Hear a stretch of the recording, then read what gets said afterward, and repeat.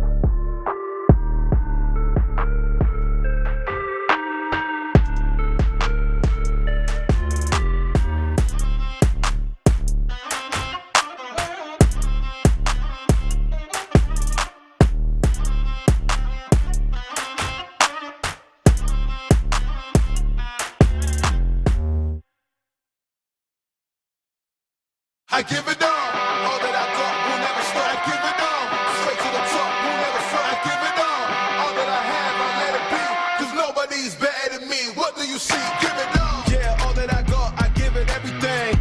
They lost the plot, they think I'm menacing. They wanna talk, but I ain't settling. Circle is tight, feeling like where the rains. Whole lot of globetrotter, man, they don't know nada. Bro, gotta show something to me and go harder. So proper, nah, not that, we sure gotta.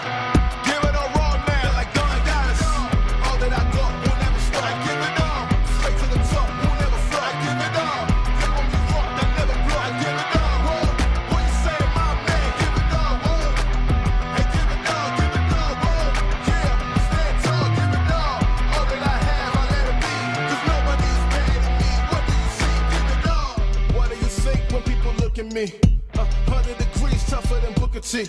Couldn't agree more, but could it be? truthfully, my pen fire and then some. Apply to your addendum. Take this whole thing for ransom. Give it all I got for attention. Not a mention of life well lived, for instance. Give it all.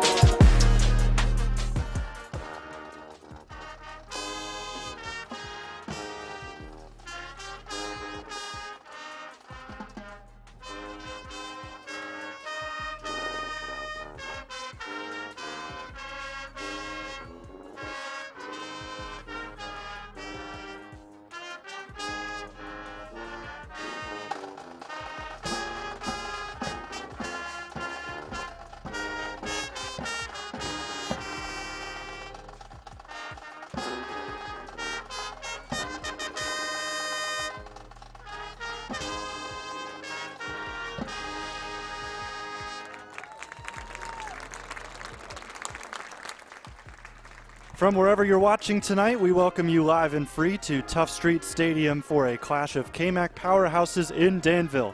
Aiden Burke, Jacob Hackman, and the Danville Blue Devils are unbeaten at home.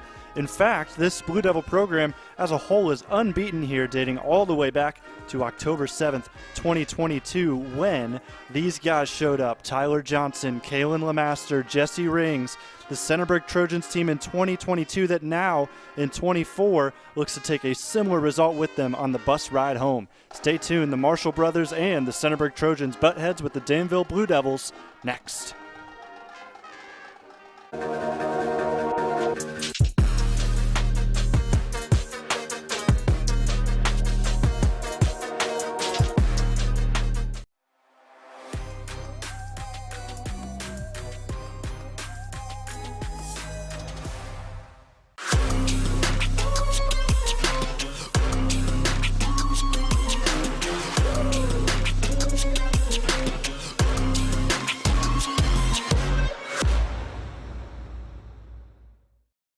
At the Killbuck Savings Bank, you can expect great products and service from a fellow Knox County Chamber member. Now offering premier card processing solutions and services, ensuring the business owners understand their credit card processing fees. We have a wide selection of card processing solutions that provide lower fees, faster payment, additional security, exceptional marketing features, and help to improve your business operations and customer experience. At Knox Community Hospital, your primary care physician is more than someone who delivers your test results, more than someone who writes prescriptions, more than someone who listens to your heart. We are your healthcare partner who takes the time to know you, listen to your concerns, and provide you with expert personalized care to make and keep you well. Because to us, you're more than just numbers on a chart. You're a neighbor and a friend. Knox Community Hospital, in the community, for the community.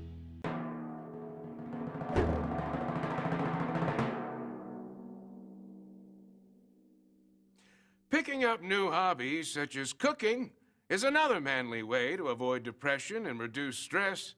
Today, I'm going to teach you how to make my world-famous guaco mahogany. First, mash up 5 or 6 of these green things. Then add hot sauce, this lettuce stuff, these red things, salt, some of this stuff, and limes, and finally, bacon to taste.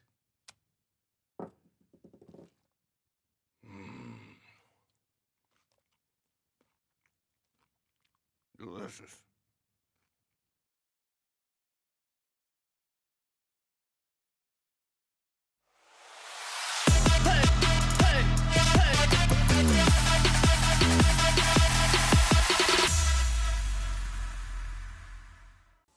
Take a look at all the action from Friday Night Football right here in North Central Ohio with great analysis, highlights, coach interviews, and so much more every single Friday night right here on the OH Report.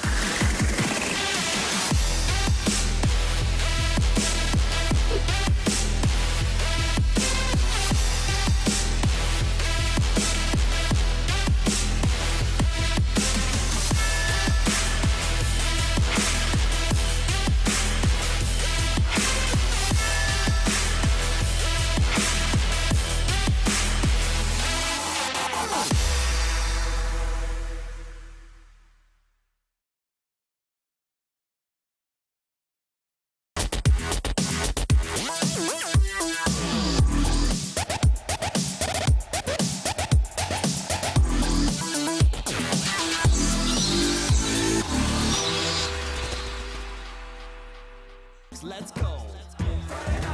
Friday night lights. Get hype, it's Friday night. Friday night lights. Get hype, here we go now.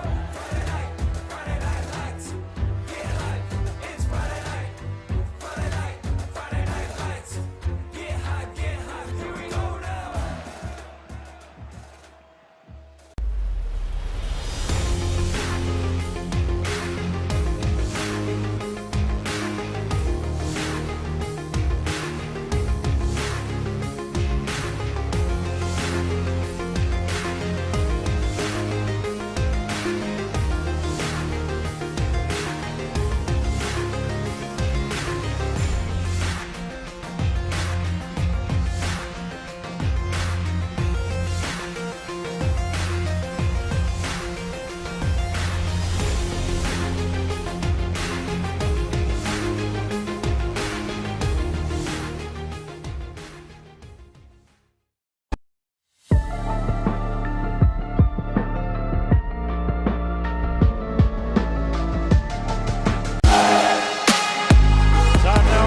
Pregame show brought to you by the Killbuck Savings Bank. As you see the Danville Blue Devils make their way out to the field here as they are set to take on the Centerburg Trojans. Two teams 5-2 on the season, 3-1 in the conference. A match that could very well decide second place in the KMAC here tonight in Week 8. It's the KMAC game of the week, and we're going to very quickly take you and give you an inside look on both of these teams. We'll start with the Centerburg Trojans. Jonathan Langdon with you here today, live and free on the OH Report. Centerburg, as I just mentioned, both of these teams 5-2. You're going to see Colella's crew that last week had 7 offensive touchdowns against Mount Gilead, a stout defense, Mount Gilead, and still Centerburg was able to put up 46 points on the Indians. They're also off of 2 wins as well against Cardington and Loudonville. So big win after big win after big win, and here they are taking on a big-time team in Danville. Player spotlight, it was a huge week, and I mean huge, for number 21, Chris Marshall. Some of these stats you're going to see here, you would be happy if someone got this over the course of a season. 8 receptions, 186 yards, and 3 touchdowns. He got that all last week against Mount Gilead. Marshall was one of those guys that kind of got off to a slow start to his season, but once conference play kicks in, that's when he kind of kicks it in to second gear, and we've seen that last week. We may even see it today, so keep an eye out for number 21 in white tonight. Really quickly, before we get kicked off, Centerburg, we talked about them. Let's talk about Danville, led by Coach Matthew Bloom. 5-2 for them. 20 second quarter points was what did them in, or was what ended up getting them to win against Cardington. 17 pass attempts. That's one of the highest totals so far this season for a team that's usually run heavy. And then finally here, the person that's actually going to kick this off here in a couple of moments, our player spotlight, number 81, Caleb Lucas. I have him down as a D end. He does play that on the defensive end, but also watch out for him as a tight end. If Danville opts to pass a little bit more like they did last week, Lucas is a target that they may very well look for, so keep an eye out on him. 3 sacks on the season. He's got a good opportunity to add to that, to a team that loves to pass the football in Centerburg, so just time will tell.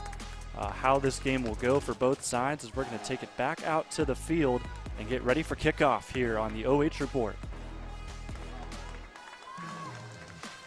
Centerburg won the toss, or Danville won the toss and opted to give it to Centerburg here to start. Unfortunately for us, no clock tonight. We will keep you updated on time after every single play. There's a kickoff that will be received by Trevin Harris. He'll run up the middle of the field, and a great start here for the Trojans. It's a broken tackle, gets into opposing territory. Caleb Lucas will throw him down to the ground. There is a flag, however, so hold everything there, as it took a lot to get Harris down. So a big return for Centerburg and a great start to this one that we think is going to be end-to-end here tonight. See what this flag is about.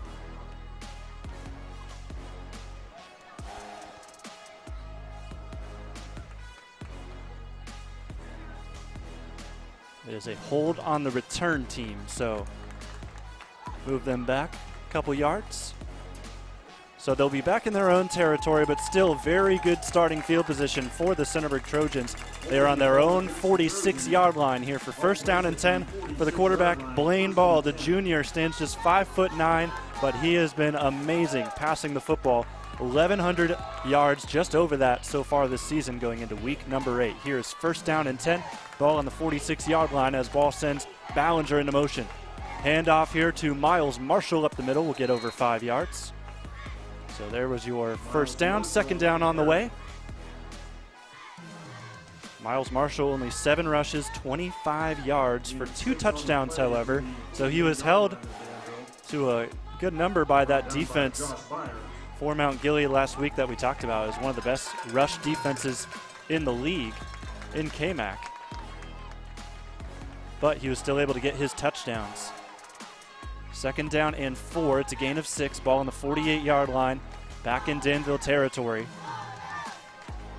Clock will run close to 11 minutes left to go here in the first quarter. Ball in the shotgun to the right. It's Marshall. It's a fake toss. Ball will take this himself and get the first down and some more. Out of bounds he goes at the 35-yard line. There's your home and kitchen supply first down, first one of the night.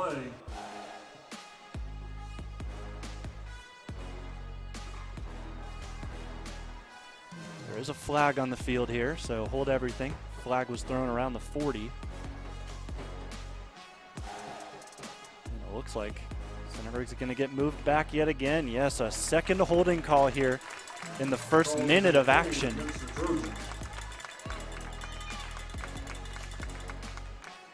So first down no longer. It'll be second down, and it looks like 5 or 6. Yard line, second and 6, Centerburg. They're right at midfield here. Another crucial penalty, already 2 so far for Centerburg in just 3 plays, including the kickoff return. Second and 6, 10:37 to go here in the first quarter. There's a handoff to Marshall. He hits the outside and is knocked out of bounds for a first down. This one will stand, no flags on the field.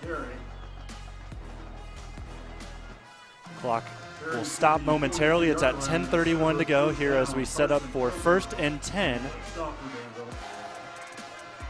Back again in Danville territory. This will be placed at the 42.5-yard line. So Miles Marshall, he's going to get the bulk of the carries tonight. Isaiah Sully went out week 5 against Loudonville. I was actually on the call for that last game, and Sully went out on the first drive of that game. And it's been pretty much all Marshall up after that point. Ball's going to roll out and throw. He has him in. It's Chris Marshall. Had 8 receptions last week. He's already got 1 here. And he gets the first down for Centerburg, moving down the field easily on what I haven't even mentioned yet is a stout Danville defense. So quickly down the field we go. Under 10 minutes left here in the first quarter. First and 10 on the 24 of Danville.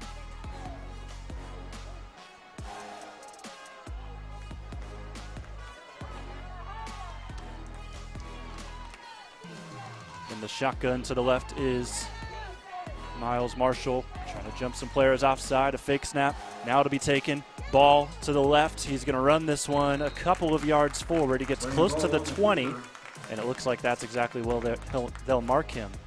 here with second down on the way. Grunberg on the stop for the Blue Devils.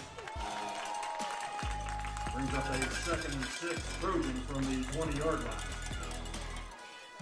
Ball will get the play call as we get close to 3 minutes down here in the first drive of the game. 3 receivers for Centerburg in this play formation. Trevin Harris to the far side. In the slot near side is Chris Marshall. And far side, near side off your screen is Jonah Gribben. Here's another give. Marshall to the outside. A crucial tackle there by one of the best players defensively in the KMAC, Josh Byers. As that will make it 3rd down and short. Josh Byers, his first tackle tonight. He has a team high 114 after that one. Clock at 8:20. 3rd down and short on the 15-yard line. 3 receivers. Marshall moves from the near side to the far end, and he'll be sent in motion. Snap, ball. He keeps it and will get the first down. Not much more after, but it is enough for a home and kitchen supply. First down. Playing ball being forced to make some crucial decisions as Danville has gotten to the first read, or to the first player, but it's been a good job by Blaine to read that defense, keep it himself a few times.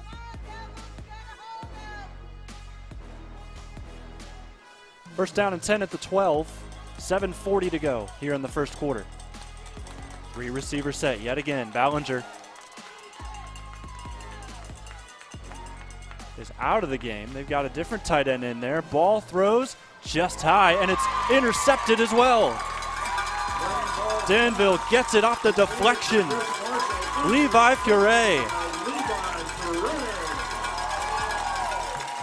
Danville gets the ball back, gets the crucial red zone stop here early in this game, and it will give Danville's offense the ball. With the score still 0-0, there was a flag. It was a hold on Centerburg. So the play stands as we get to look at Danville's offense, led by the quarterback, number 1, Jacob Hackman, the senior, who has just over 500 pass yards so far this season. Also 240 rush yards. Ball is placed at the 7. That's where Danville will start this drive. I think it'll be interesting, though,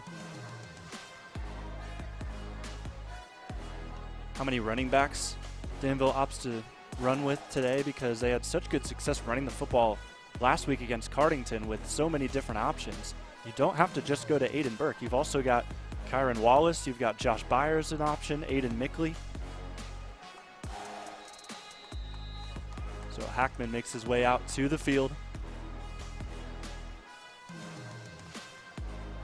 First down and 10 on the 7. Clock is stopped at 7:25.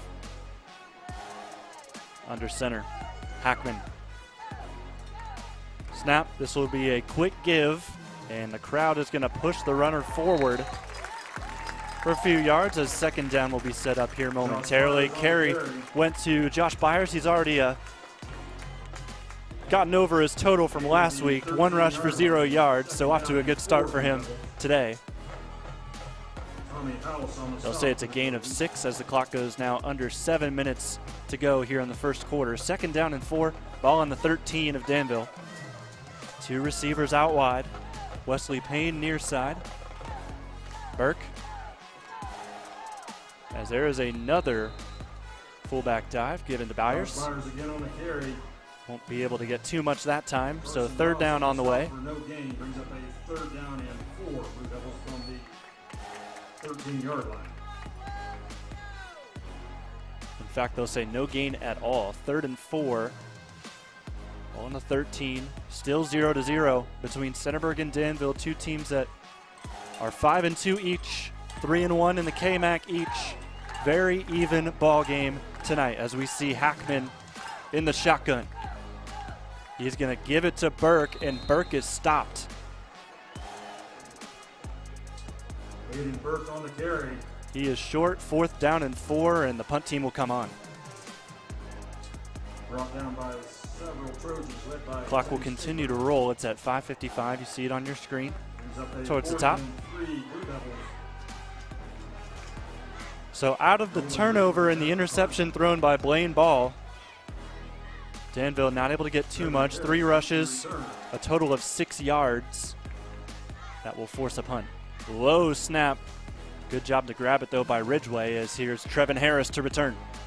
Harris jukes out one. Runs past the second. He'll be taken down just past the 35-yard line for Centerburg. And that's where they'll take their next drive. Home and Kitchen Supply, first down. Centerburg, not too much luck there on the first drive, especially with that interception, but you gotta love where you're at to kind of just pick up right where you left off and try to push yourself into the end zone. A lot of passes early for Centerburg. We kind of expected that. This is a pass-heavy offense. They threw for 337 yards a week ago. 5:25 on the clock. Blaine Ball throws past the defense, and a good job hauling that in. Not going to be enough for a first down, but Chris Marshall with his second reception here this evening.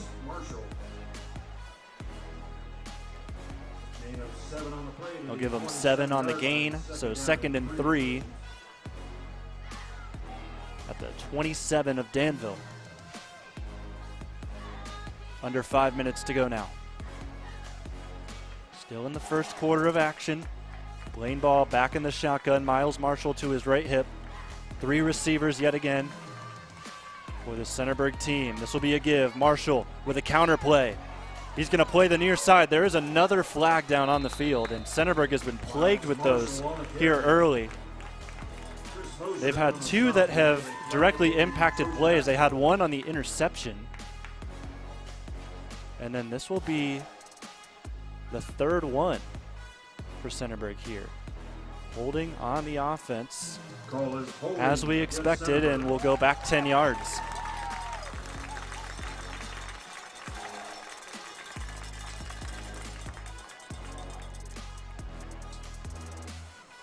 Ball placed to the 35-yard line after the penalty. 2nd down and 11 for Centerburg.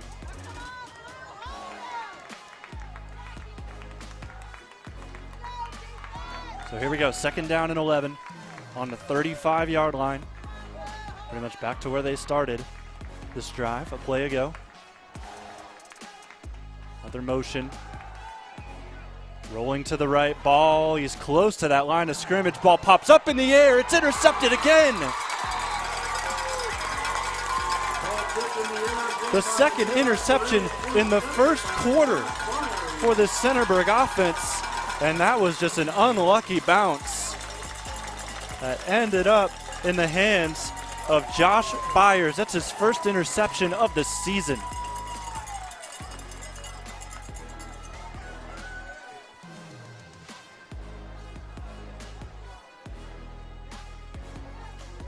Ball placed at the 25-yard line. 1st and 10, Danville. Couldn't think of a worse start if you're Centerburg. You get so close. Holding calls set you back. Obviously the interception on the first drive, and then that interception as well, but you got to think that was a wicked deflection. Just unlucky for the Trojans here, as there is a toss outside to Wesley Payne, who will get pretty much back to the line of scrimmage. 2nd down, 3:56 left and counting. Several Trojans in on the stop, led by Carson Ross. Ball right now is at the 25, and that's where the drive started. So yeah, no gain. How about this back and forth so far here? Danville has yet to get it into enemy territory. They're sitting on 2nd down and 10. They've got 4 receivers, 3 to the near side. Got Payne, Spalding, and the guy they're looking for here is Spalding. He'll make the catch and get tossed out of bounds by Marshall to the 45-yard line. I was getting ready to say Aiden Mickley was also near side there as a receiver. They didn't look for him. They went to Spalding instead, who had no touches last week, but has already got 1 on the board here in the first quarter in the 2nd drive for this Danville offense.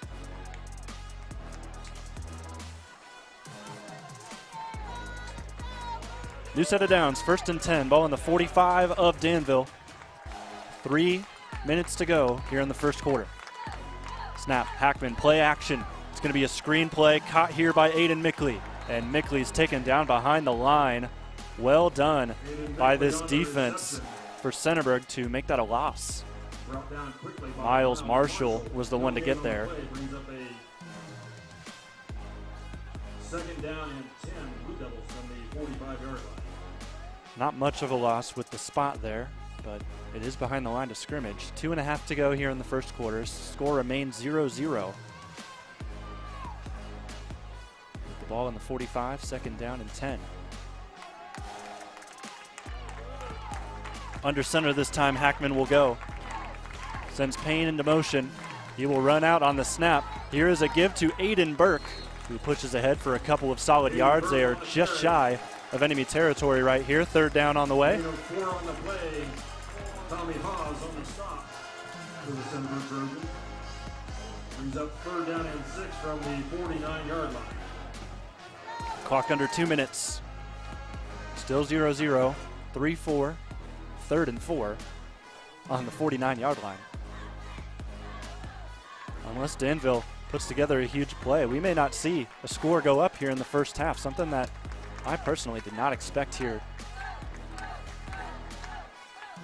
As there's a handoff to Spalding, and he's going to get close to the 1st down marker. They are in Trojan territory, and this is probably go for it territory, considering they just ran it on 3rd down and 6.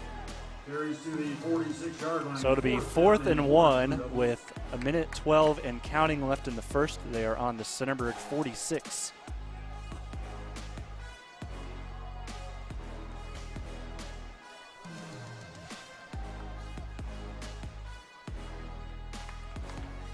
Play clock at 15 here as Hackman gets the play call to his guys. Clock under 50 seconds to go. 4th and 1 on the 46 of Centerburg. Can the Trojans get the stop? Here is a give, and no, they can't.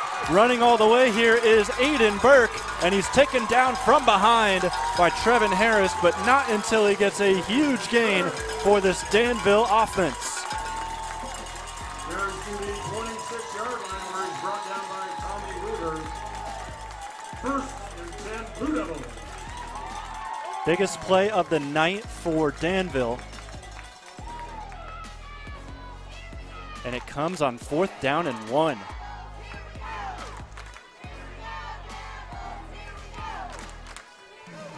Hackman will take the shotgun here. 4 receivers. All by himself near side is Caleb Lucas. Keep an eye out for him. Payne in motion. Give Burke up the middle. He's going to go all the way to the end zone for the first score of the game. Aiden Burke was touched maybe once there, maybe twice. But he's able to get 6 for Danville and let the bells ring, let the horns ring. How about that start for Danville? 2 interceptions deep in their own territory with Centerburg threatening to score. They get stops on both drives, and then on their 2nd attempt, they're able to drive down the field and take a 6-0 lead. Going for 2 here as they have all year long. They've only attempted 1 extra point. They missed it. Hackman will give and unable to put, no, he's going to keep going here. Burke, does he have a second effort in him? It's going to be close. No, no good. So with 3 seconds left in the first quarter, we're going to take our first break here live and free on the OH Report as we get ready for Centerburg to get the ball back. Score is 6-0 Danville.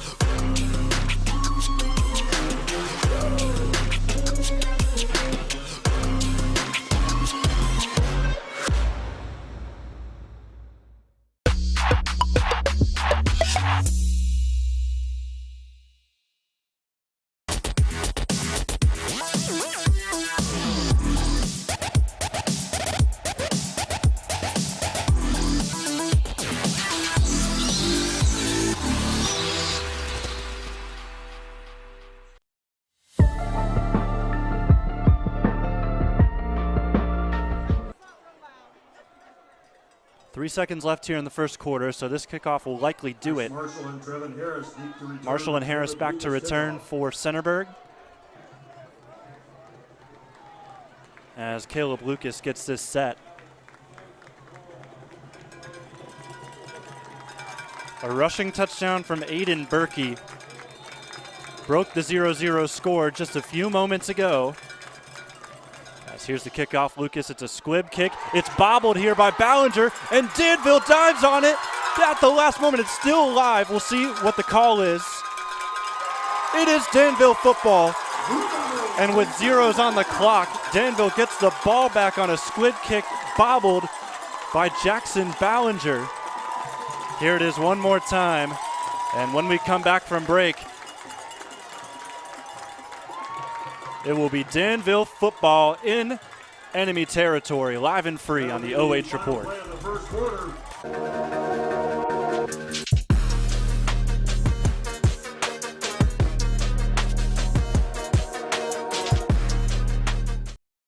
At the Killbuck Savings Bank, you can expect great products and service from a fellow Knox County Chamber member. Now offering premier card processing solutions and services, ensuring the business owners understand their credit card processing fees. We have a wide selection of card processing solutions that provide lower fees, faster payment, additional security, exceptional marketing features, and help to improve your business operations and customer experience.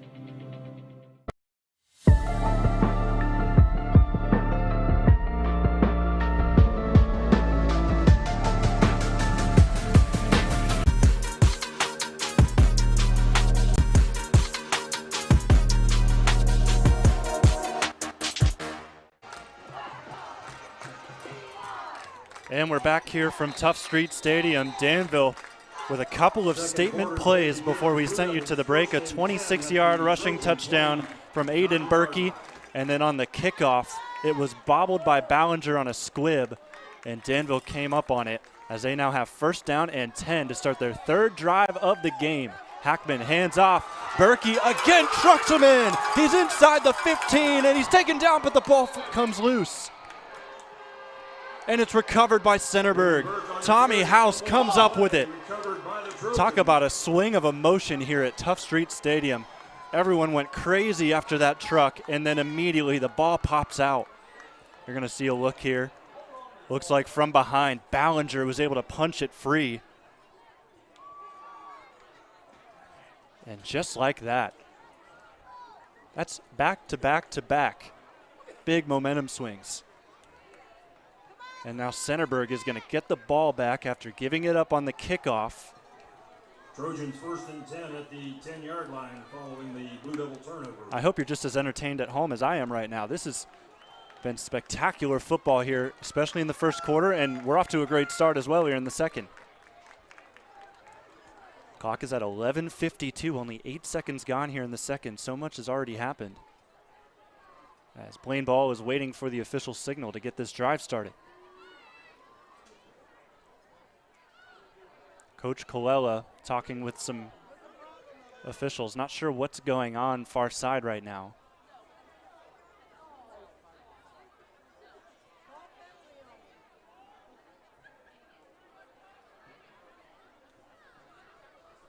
Whatever it was, it seems that it's been resolved, and looks like it was something about that football that was recovered. They wanted it back. I think someone tried to take it away. It's just a guess on my part, though. Here's 1st down and 10, ball on the 10. As some trickery here is going to lead to a good chunk of yardage on 1st down. Blaine Ball on the carry, brought down by Josh Byers after a gain of 2 yards. So 2-yard gain, 2nd down and 8 on the 12. 11:30 left here in the second quarter.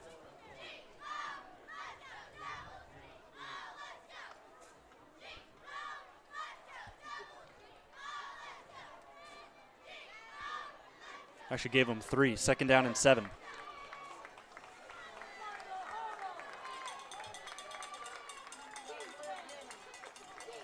Snap. Roll to the left of ball. It's going to be found by the tight end Target. Coming down with that there, Jack Lawrence. Jack Lawrence on the reception. So Jack Lawrence will make it 3rd and short here. Ball placed at the 28-yard line. Chris Mosher on the stop for the Blue Devils. 3rd and 2. Brings up a 3rd down and 2 from the 18-yard line. 18-yard line's where this next play will be snapped. 3 receiver set again. Shotgun ball. 5 threatening to blitz here. It's going to be a 4-man rush. Ball gets it out quickly, and it's bobbled. Not able to haul it in there. Ballinger, a rough start to his evening, is going to result in a 4th down where Centerburg has to punt yet again. Or actually, no, this will be Centerburg's first punt of the night because they turned it over on their other 2 drives. Siren Wallace, Wesley Payne. So it's Daniel Lemaster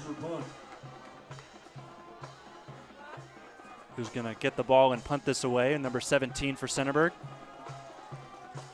Back to return here is both Wesley Payne and Siren Wallace. Clock is stopped at 10:22. It will now roll as the punt makes its way over to Danville, and Wallace will fair catch this, haul it in. Drive will start at the 45 for Danville. Wallace on the fair catch. Home and Kitchen Supply, first down as Danville's offense makes their way back out to the field. Want to thank our sponsors bringing us here live and free tonight on the OH Report. Thanks to the Bottleneck Bar and Grill, Killbuck Savings Bank, Panchos Tacos of Belleville, Mansfield, and Mount Vernon, Danville Feed and Supply, Home and Kitchen Supply, the Ohio Suicide Prevention Foundation, and Knox Community Hospital.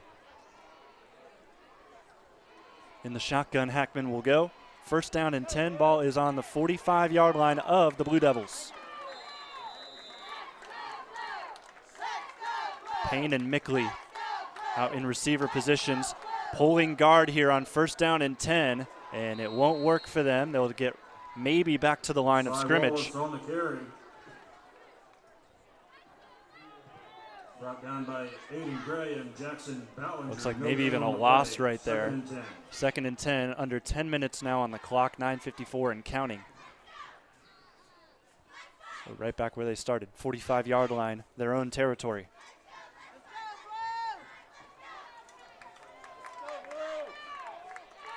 Same look here. A man in motion.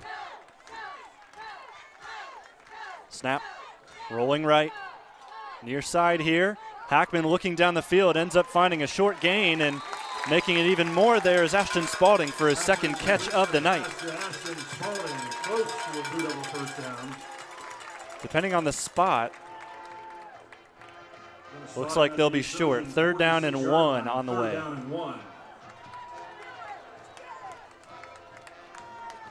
So Spalding, 2 receptions tonight. He has 22 on the season now. Coming into tonight, he had 289 receiving yards.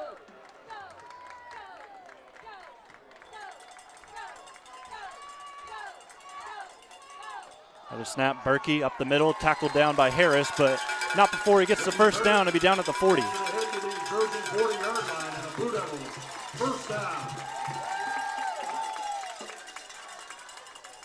8:47 to play and counting here in the first half. That has been low scoring thus far, and it's been quick action as well. 7:28, and we're already almost halfway through this second quarter.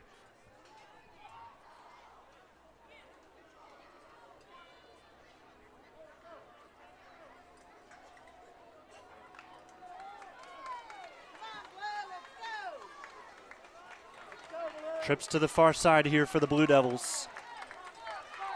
Motion from Payne. It's an option play. Payne able to get past one, but his momentum was stopped. Couldn't go much further. Maybe got a yard. 2 yards. Gonna give him a yard. 2nd down and 9 from the 39-yard line. Clock now under 8 minutes here in the second quarter. 2nd and 9. After the 1-yard gain by Wesley Payne on the 39 of Centerburg. Remember that rushing touchdown here for, as there's some whistles blown, remember that rushing touchdown from Aiden Berkey was a 26-yard rushing touchdown. So this is attacking range for Danville. One big play can give them a 2-score lead right here. 7.5 to go here as the snap is taken by Hackman. He rolls out, throws on the run. A little bit too far out of reach there for Wesley Payne. Wesley Payne falls incomplete. So this will be 3rd down and long. 3rd down and 9.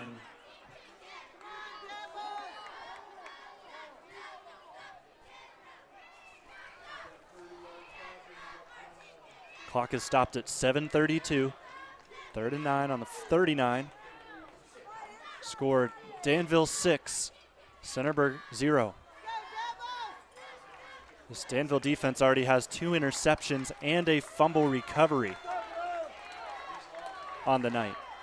And we've only played for 28 minutes real time. High snap. Hackman's going to tip it over to Siren Wallace, and Wallace is going to get a 1st down. What a play here, but a flag. Hold everything. Wallace on the carry. We have a flag on the play. As they decide this flag, let's give you another look. You see the bobble there by Hackman. He's able to tip it over to his running back, who takes it in stride.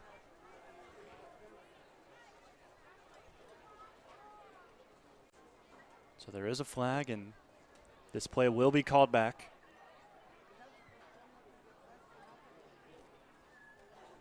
So many holding calls early on Centerburg. That seems like the first one we've seen on Danville.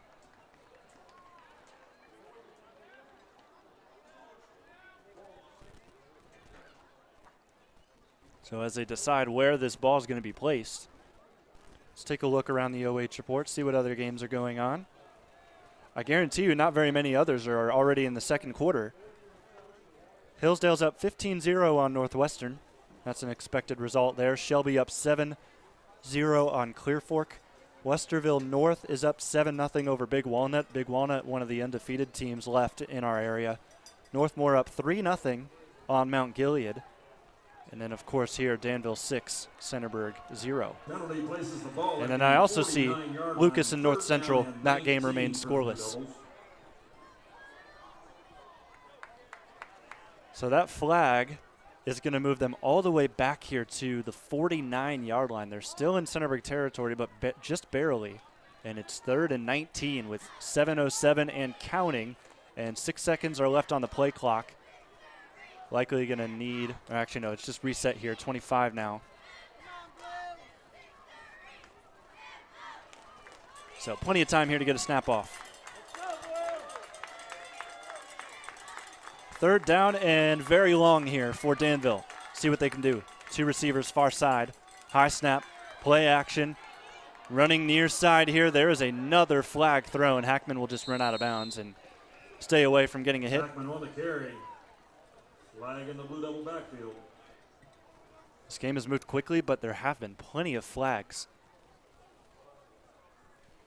Clock is stopped at 6:35. As we see again what this call is going to be. It's a hold. It will be declined here, so it'll send it to 4th down. No more yardage lost here for Danville, but they do lose the down. And the punt team will come on. Centerburg, a big chance here as the clock will run down. Under 6.5 minutes left in the 2nd quarter. 4th and 19. Punt is on the way here from Nolan Ridgeway. High punt, aiming it out of bounds. Don't want to have it go anywhere near Trevin Harris with the returns he's had so far tonight. This will go out of bounds, and the official has it marked just past. And it looks like just past the 25-yard line.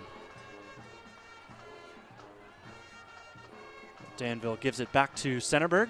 Centerburg, they've done a good job progressing down the field. It's just been when they've gotten down the field, a couple of mistakes.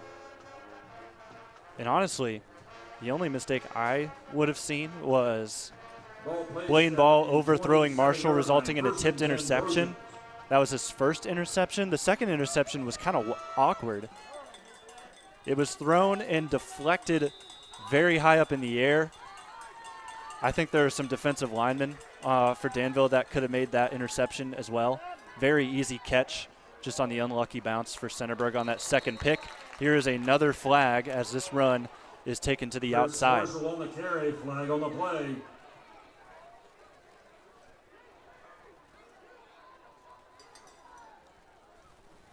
Officials setting the precedent here.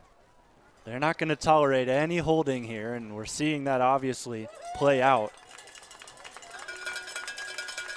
It's playing out more so. That is a holding call against the Trojans. Definitely playing out more so on Centerburg's end. Places the ball back to the 17-yard line. First down and 20. And you can understand how how Centerburg has been able to move it down the field. Because last week, 337 pass yards for Blaine Ball. That was one of his best performances of the season. Here's a handoff that will get a good amount of yards here from Miles Marshall. But you can guess it, there's another flag.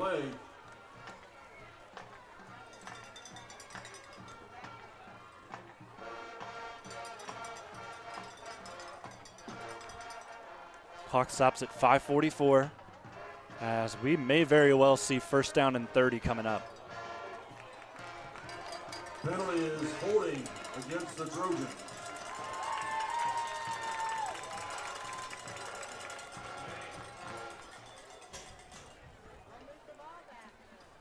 I'm wondering if the hold is further down the field so it won't be the full 10 yards. That's what it looks like. It was around 1st and 16 territory where they started counting. So we'll see what this ends up being. Whatever it is, it's first down and extremely long as the clock now rolls. And I was right, 1st and 26, ball in the 11. 5.5 to go in the second. Blaine Ball in the shotgun, 4 receivers, and he's got a running back to his left hip. Snap, throw, high one, Gribben couldn't haul it in. Blaine Ball's pass intended for Tommy Haas falls incomplete. Brings up a second down and 26 for the Trojans from the 11-yard line. So second down and 26. PA just said it was Tommy Haas. It was number 6, Jonah Gribben over there, who couldn't haul in the pass.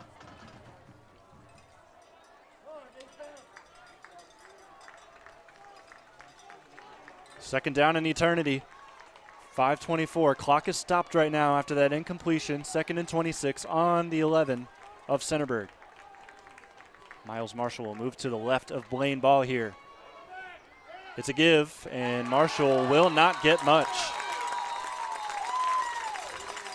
Miles Marshall on a carry. Danville, the defense doing its job. Certainly been helped by the flags, but you'll still take this. 3rd down and 27. 3rd down, 27 for the Trojans from the 10-yard line.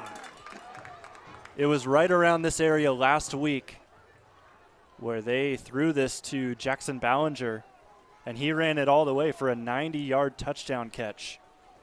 Got to be careful. You may even see a very similar play call here. That 90-yard, as we're going to see a timeout called. First one called of the night by Coach Colella. Timeout Trojans, their first of the half. So last week against Mount Gilead, they had a 90-yard touchdown pass to Jackson Ballinger, and that was touted by by Huddle as the longest play of the week in the state of Ohio. Tonight's 50-50 drawing. And that one catch and one touchdown would really changed Ballinger's statistics this year. He's got 8 receptions, 165 yards, so that definitely helped the yards per catch right there. He has got 2 touchdowns here in 2024. That's number 81 in white when they make their way back out here on 3rd down and long. 360. White ticket 943-360. You are the winner of $317 in tonight's 50-50 drawing.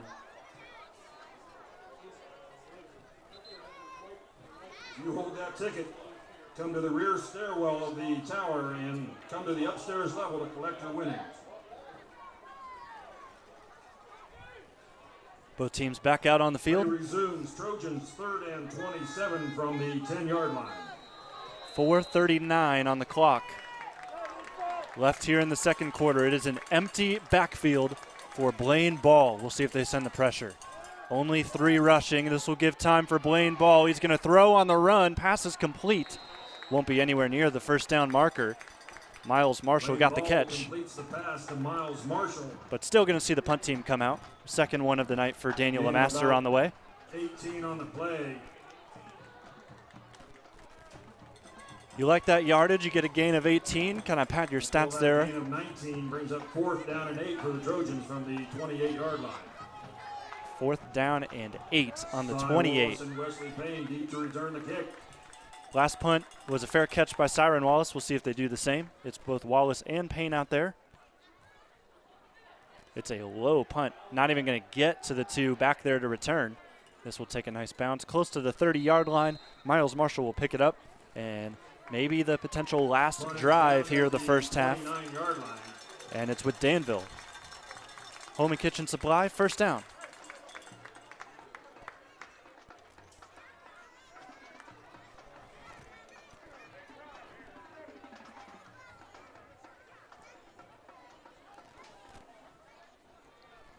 These two teams just had very good offensive performances last week. It's been a complete flip of the script here so far this week. Danville 6, Centerburg 0. As we see Danville start their drive and see if they kill some clock. Maybe take this drive into the half. Try to get a late score. Hackman, this will be a fullback give. Josh Byers, he's gotten some solid yardage tonight. That will continue to up his total. Second down on the way, pretty much halfway to the first down marker. Gain of 5 on the play to the 34-yard line.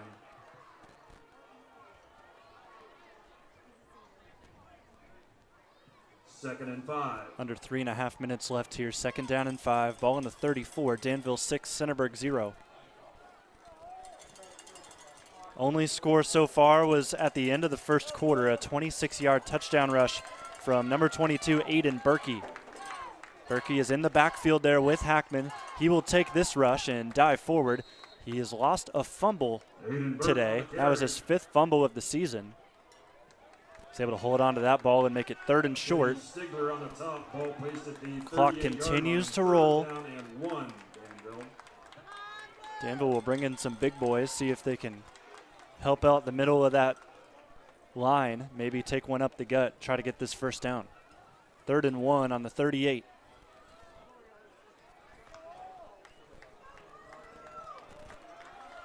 Number 70, Wade Nisley. Watching out, keep an eye out for him. He is at right tackle right now.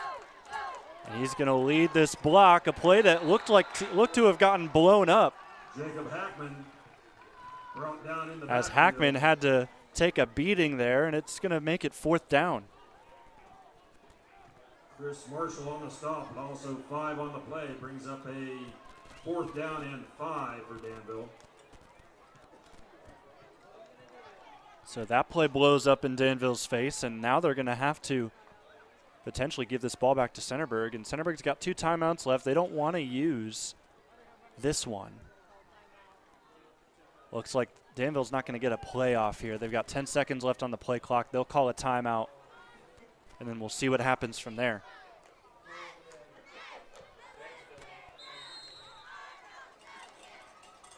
So there's your scoreboard, 1:38 left, 6-0 Danville. Both teams have now used 1 timeout. And when we get back from this timeout, it'll be 4th and 5 on Danville's own 34. 3-6-0.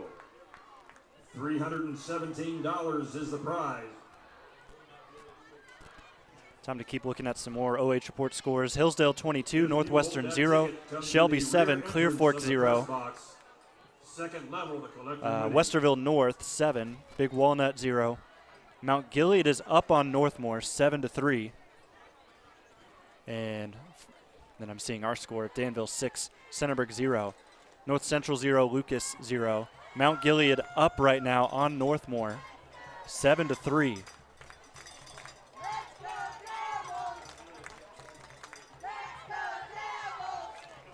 And just as I said that, touchdown Northmore, 10-7. Just got the update, and now we got a timeout, or out of the timeout, a punt from Danville. So Centerburg will have potentially one more chance as they kick this again away from Trevin Harris. And this is a gorgeous punt. Inside the 20 it goes, and it will stop at the 15. Don't usually show replays for punts, but there you go. Brought to you by Danville Feed and Supply. 15-yard line. 51 yards on the punt. The official yardage, according to the PA announcer, you heard it, 51 yards. Great punt.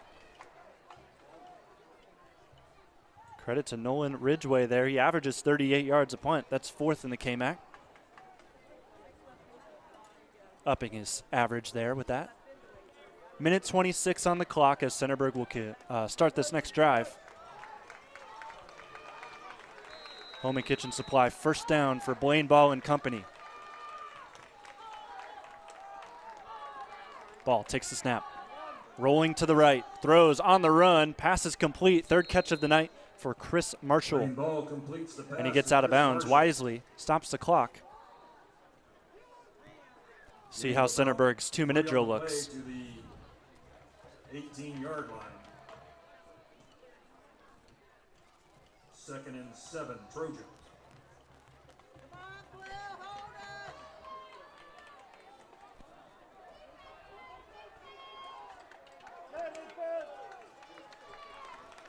Trips near side here. No receivers on the far end. Marshall in motion.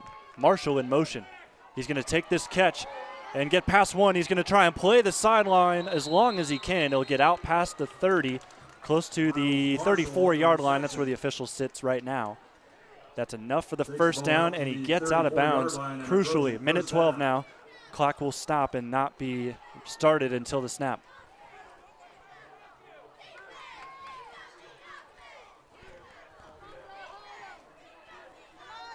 Boy, a touchdown would be huge here for Centerburg. Try to tie this up, maybe even take the lead, because Centerburg does kick extra points. Another snap, another bubble pass here to Miles Marshall. Stiff arms one, and he's knocked out of bounds again. Miles Marshall on the reception.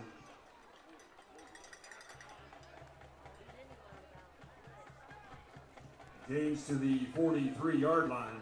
Unfortunately, though, for Centerburg, clock is rolling. 50 seconds left. They did not get the first down. 2nd down and 1 on the 43. Still working to get into Danville territory. Gonna have to be a little bit more urgent here. They've got 2 timeouts to go. They'll likely use one after this play if it is a positive one. Throw caught, but knocked out at the last moment. Wesley Payne gets in there. 3rd down and short. Chris Marshall. Broken up by Wesley Payne. Wesley Payne, what a year he has had defensively. 36 tackles, 3 interceptions this season, a number of breakups like you saw right there.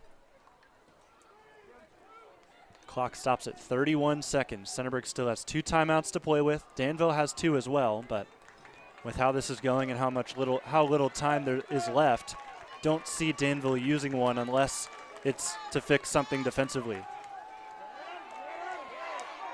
Ball able to juke out one. Gets to the outside. He has the first down, and he's down out of bounds. Clock will stop at 21 seconds. Playing ball on the carry. And just barely, they're at midfield. Wesley Payne on the stop at midfield. First down for the Trojans. Play clock will run.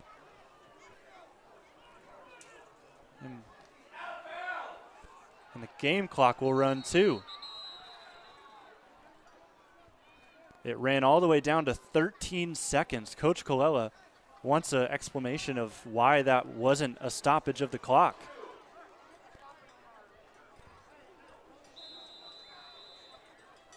Timeout Trojans. Centerburg takes a timeout. They've got 1 remaining.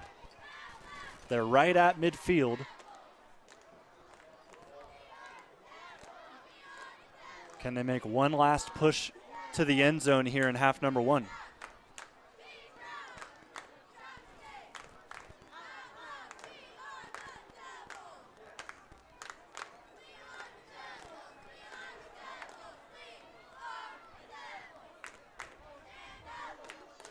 So with 13 seconds, it's got to be quick, and it's got to be inbounds. You want to try and save that timeout.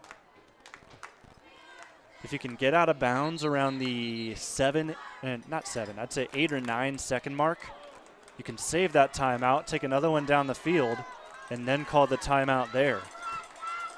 But we'll see how this goes. They're in the near side hash, right at the 50. It's a new set of downs. Don't have to worry about that. 1st and 10 on the 50 with 13 seconds to go. Centerburg down 6-0 to Danville. Aiden Berkey scored the touchdown for the Blue Devils.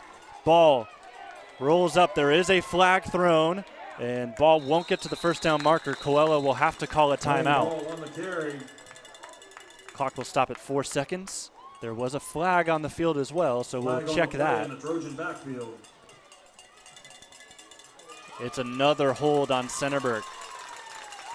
And you got to think that kills your chances at a score here with 4 seconds left.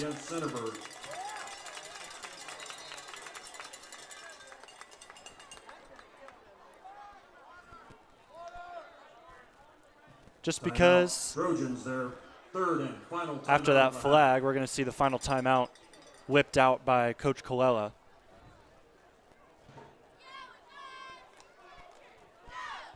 So you got to wonder what is going to happen here. Do you play short, maybe try a couple laterals? You don't necessarily have to score here because it's not the second half, it's the first half.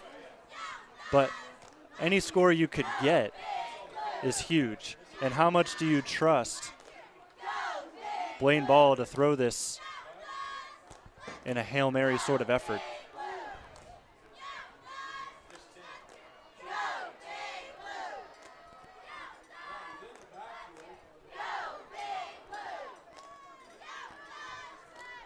Four seconds left. Centerburg's ready to go. Danville will get their defense set up. 4 seconds, no timeouts, no short plays here. It's got to be the touchdown. 3 receivers. Marshall to the right hip of Ball. Motion for Trevin Harris. It's going to be a give to Trevin Harris. Already a flag. Trevin was looking to throw. Ball comes out. It's collected by Danville, but they're down on the ground, and there is a flag. So let's check this. A lot just happened right there. You're going to see motion from Trevin Harris. Looked like he was going to be the one to throw it, but Josh Byers was able to get to him before he could launch it. On the stop, flag on the play was illegal procedure against the Trojans. So that play broken up, and it doesn't matter anyway because it was an illegal procedure according to the officials, and that will do things here for the first half. Low score here from Tough Street Stadium. Danville 7, Centerburg 0. We'll be back with the second half. We'll also be back with both marching bands here, live and free on the OH Report.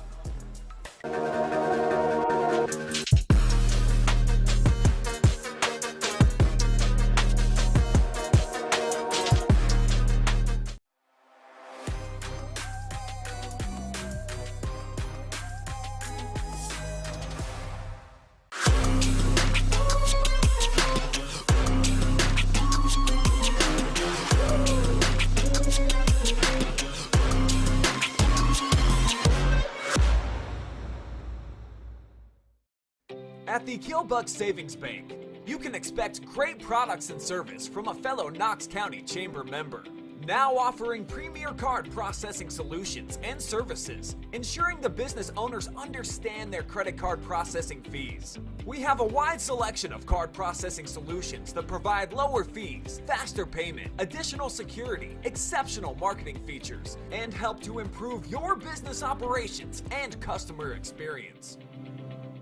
At Knox Community Hospital, your primary care physician is more than someone who delivers your test results, more than someone who writes prescriptions, more than someone who listens to your heart. We are your healthcare partner who takes the time to know you, listen to your concerns, and provide you with expert personalized care to make and keep you well. Because to us, you're more than just numbers on a chart. You're a neighbor and a friend. Knox Community Hospital, in the community, for the community. Men have a way of doing things. A man has his way of eating, of exercising, of keeping his hands warm, and of straightening up. So, when a man faces a serious life problem like divorce, depression, or suicidal thoughts, shouldn't a man have a way to deal with that too? Well, now he does. I'm Dr. Rich Mahogany. Visit me at mantherapy.org.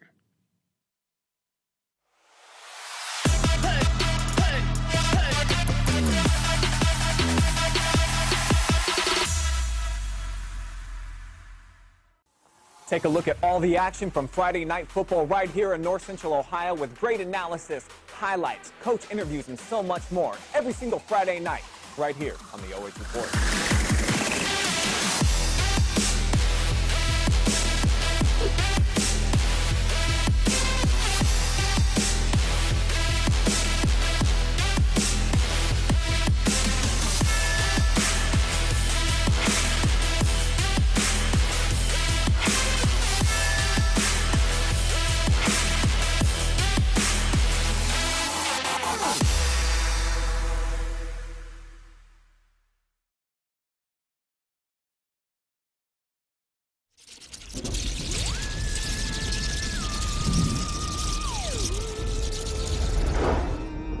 Happy Halloween!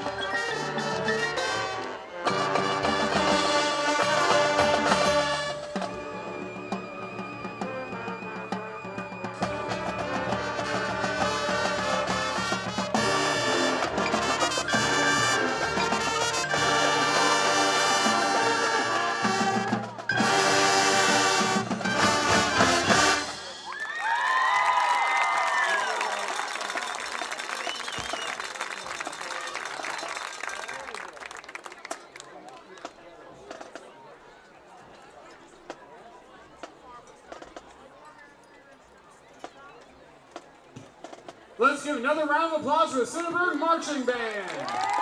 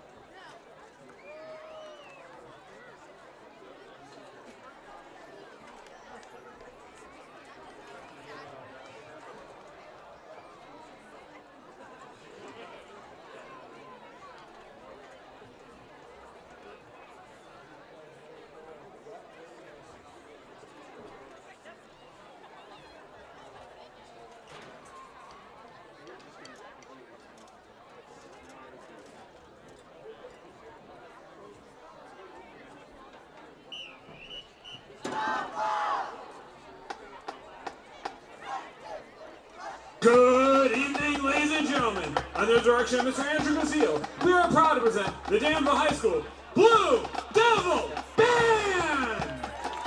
Blue Devil Band has poured herself a cup of ambition this year as we gear up to travel to Nashville, Tennessee this spring.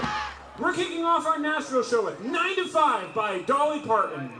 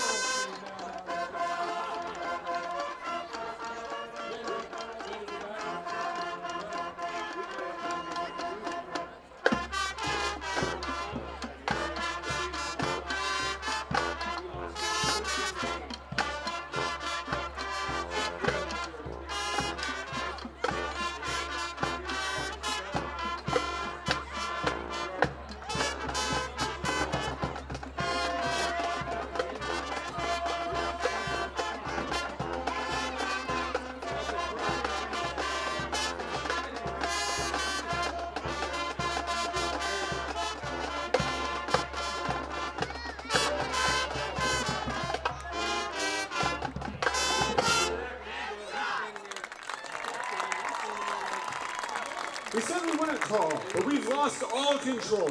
Blue Devil Band loves this country ballad recorded by our Lady A out of Nashville. Please enjoy Need You Now.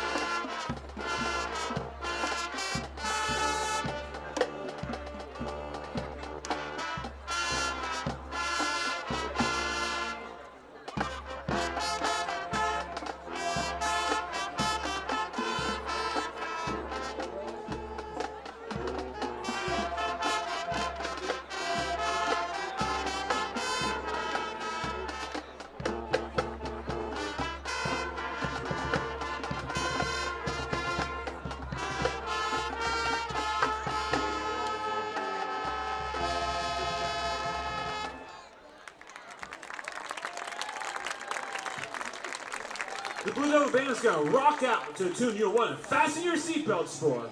For this is a song recorded by Rascal Flatts. Start your engines and enjoy our dance chart. Life is a highway.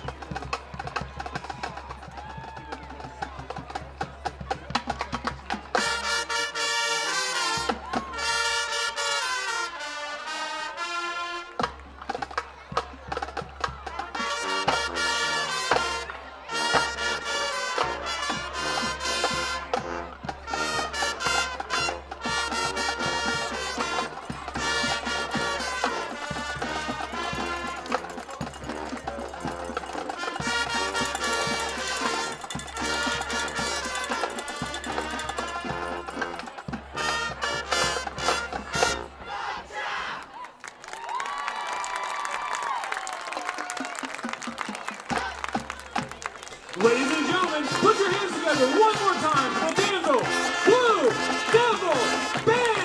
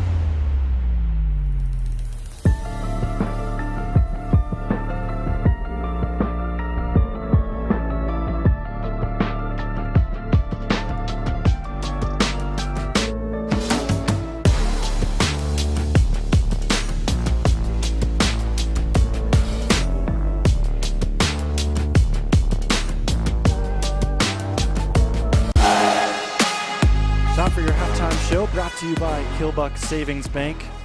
As we've got a low-scoring affair here at Tough Street Stadium, rightly named for a game like this. Danville up 6-0 on Centerburg. Centerburg, one of the top offenses in the area, let alone the KMAC.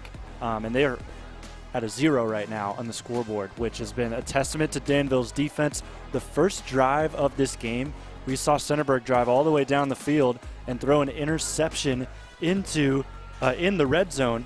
And coming up with it was Levi Ferre. He got the first interception, and then 3 and out later from Danville.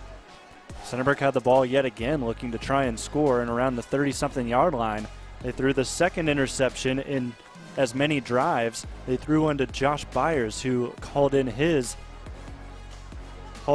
first interception of the season. So it's been very back and forth. This is a game that most certainly could very well be a 16 to 14 game. We've kind of done the math there. Take away the 2 interceptions, add 2 touchdowns for Centerburg. They usually kick extra points, so they would likely end up at 14. And then you also have, or actually it would still be a 14-14 game because they did get the touchdown there, Danville, to get 6 points. But then you could also add another touchdown if Berkey doesn't fumble on one of their drives in the second quarter. He had a big-time run where he trucked a defender and then got caught from behind and spilled the ball for his 5th fumble of the season, and they turned the ball over there. That was another potential touchdown that was taken away via a turnover. And then you also consider all of the flags that happened in that first half. It was a flag fest for sure. A lot of holding calls, mostly, though, on Centerburg. Danville, of course, they weren't against the call either. They got a couple as well. But the good news for the Blue Devils here at home, they're going to take this ball to start the second half as we get you out of this halftime show and into this third quarter graphic ready to go.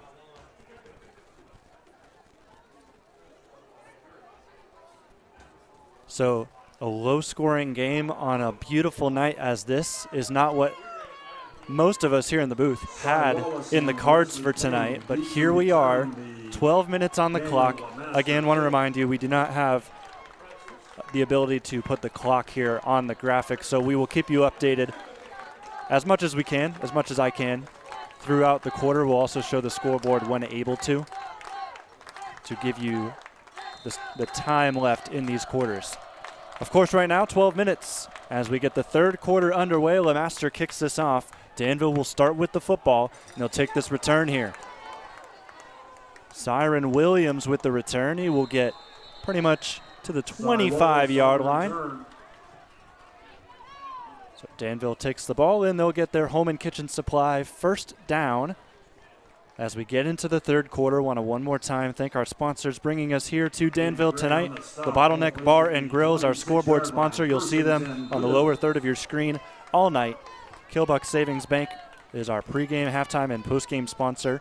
Our Panchos Tacos is our MVP sponsor. Instant Replays, Danville Feed and Supply, First Down Home and Kitchen Supply, and our commercial sponsors, Ohio Suicide Prevention Foundation and Knox Community Hospital. Also throw Killbuck Savings Bank in there one more time. Here's a handoff to Aiden Berkey. Had a good start to the half with a rushing touchdown at the end of the first quarter. 26-yard touchdown run for him, and he gets about 6, maybe 7 yards on that rush. As we'll see, second down on the way. It is a gain of 6, so 2nd and 4. 2 receivers here for Danville. Under center goes Hackman.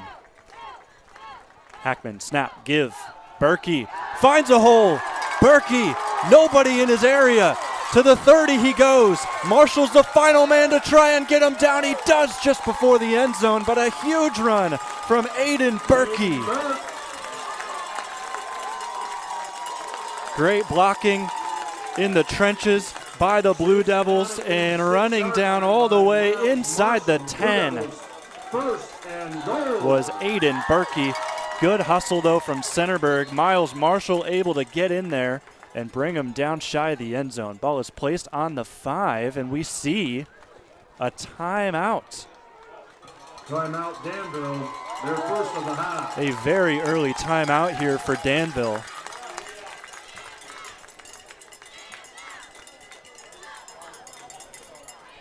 Not even a minute into the second half, and we already see a timeout.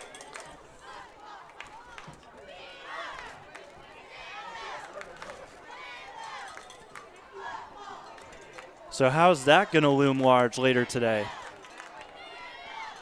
Danville will only have 2 timeouts if this gets to a tough situation in the end.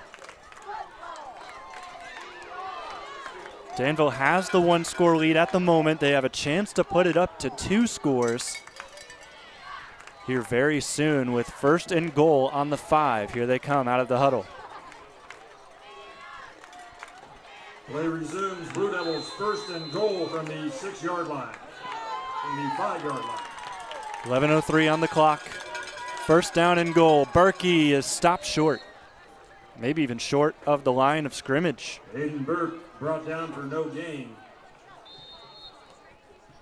Tommy Hawes and Aiden Gray in on the stop. There's a player down right now for Danville. So that'll give us another short timeout as they tend to him.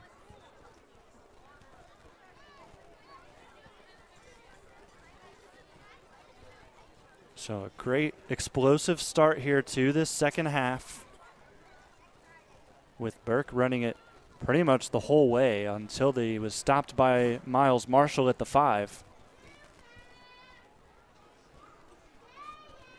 And then one play in, 1st and goal. See a player down for the Blue Devils.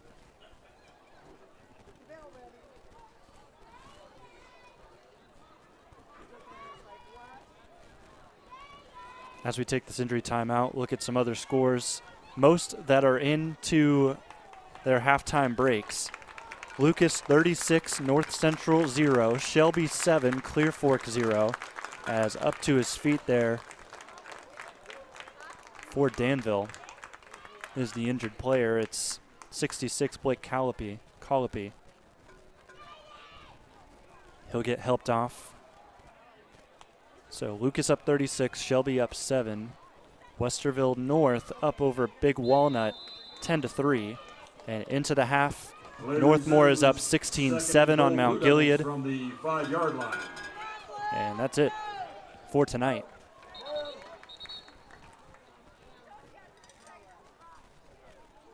There's now another stoppage by the official, as it looks like something with Miles Marshall had to be taken care of. He does so, and we're rolling again. 25 seconds left on the play clock. Danville ready to go. 2nd down and goal. It's going to be a toss here to Burke. Burke trying to break for the end zone, and it's going to be close, but still out. Just outside the 1-yard line. 3rd down and goal is incoming.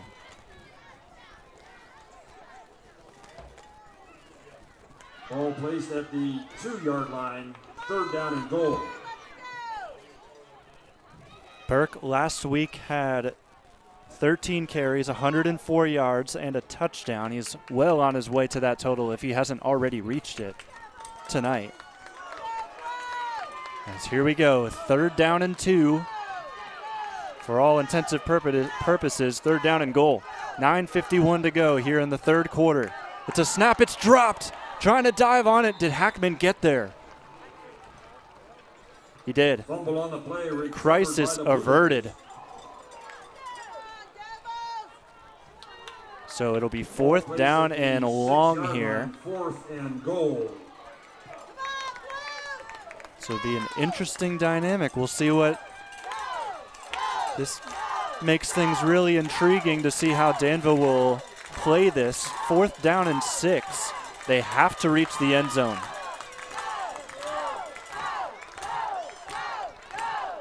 A lot of big bodies there in the middle. Could encourage another run. Centerburg seems to be ready for it, though. 9:11 to go. Here's the snap. Hackman rolls to the right. Looking. He has Lucas wide open. He does not see him yet. Throws it. Now it gets to Lucas, and it's a touchdown.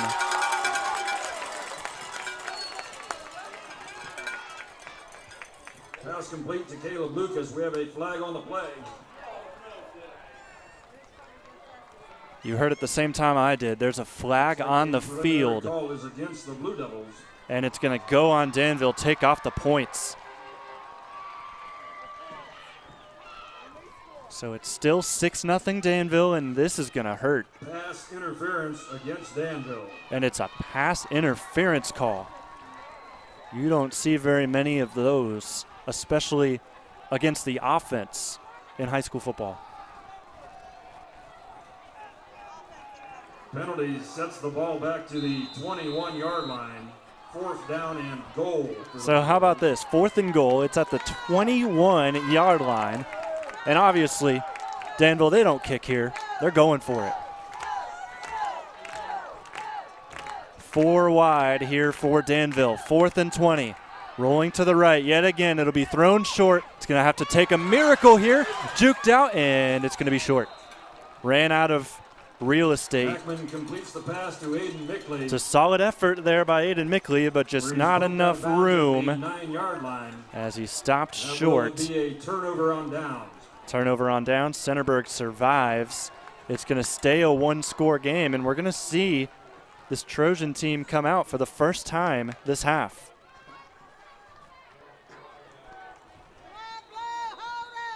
So Holman Kitchen Supply, first down. Ball is on the 9 of Danville. 8:50 to go in the third. Trojans 1st and 10 at the 9-yard line. Shotgun set. Blaine ball. To the left is Marshall. To his left is Marshall. Man in motion. That's Ballinger. This will be a give. Miles Marshall up the middle. Goes through a couple of defenders and will be stopped for a minimal gain. Greg Wilson brings him down for a Marshall with the rush and Greg Wilson the tackle. 2nd and 11 from the 8-yard line. Second down, 11 on the 8, 8:24 and counting on the clock.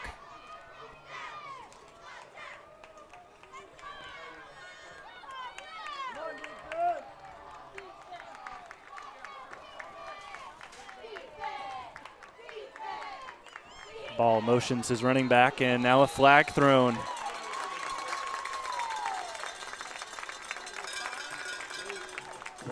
Danville seems to like that. There's a false start. Against the Trojans for illegal procedure. I don't know, it's a legal procedure. That looks like it is false start. It's just the way of saying it here. So that will move Centerburg back even more. Penalty is half the distance to the goal. Ball placed at the 4-yard line where it will be 2nd and 15 Trojan. Just seems like the last couple of drives, Centerburg has had not so great field position, and it's hurt them tremendously. That's also been flags, especially that too. 2nd and 15 on the 4. Under 8 to go. Snap. It'll be kept. Blaine Ball has some running room. He'll slide down to the turf. Or grass here at Danville. Blaine Ball on the carry. Takes the ball to the Take a solid gain, get it to 3rd and medium. 3rd down and 4 for the Trojans. Official gain there is 11, so 3rd down and 4 at the 15 of Danville, or of Centerburg. Beg your pardon. Let's see what Centerburg can do. Still going to go in the shotgun, even with a 3rd and short to medium range. It'll be a quarterback keeper from the get-go, and from the get-go, Danville was all over it. Forcing a 4th down, the Blue Devils will get the ball back and likely get favorable field position. In there on the tackle, Greg Wilson yet again. Punt team comes on for the 3rd time tonight. And it'll be Daniel Lemaster to boot this away. 6:45 and counting. Snap. Solid punt. In the area of the returners, this will bounce all the way down close to the 30. Solid punt there for Centerburg as Danville takes over. Holman Kitchen Supply first down. Here on the OH Report. Thank you so much for being with us. My name is Jonathan Langdon. Camera operator tonight is Jacob Gesser.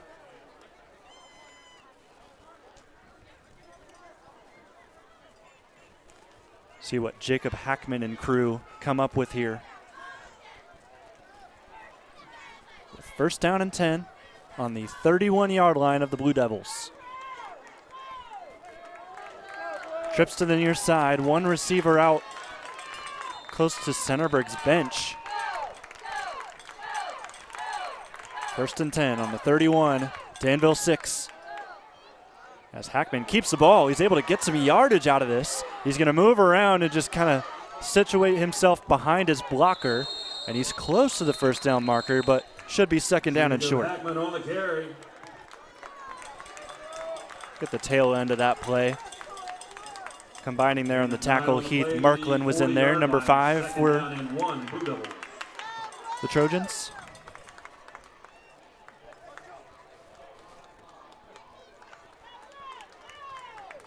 Here's second down and 1 after the gain of 9 from the quarterback, Hackman.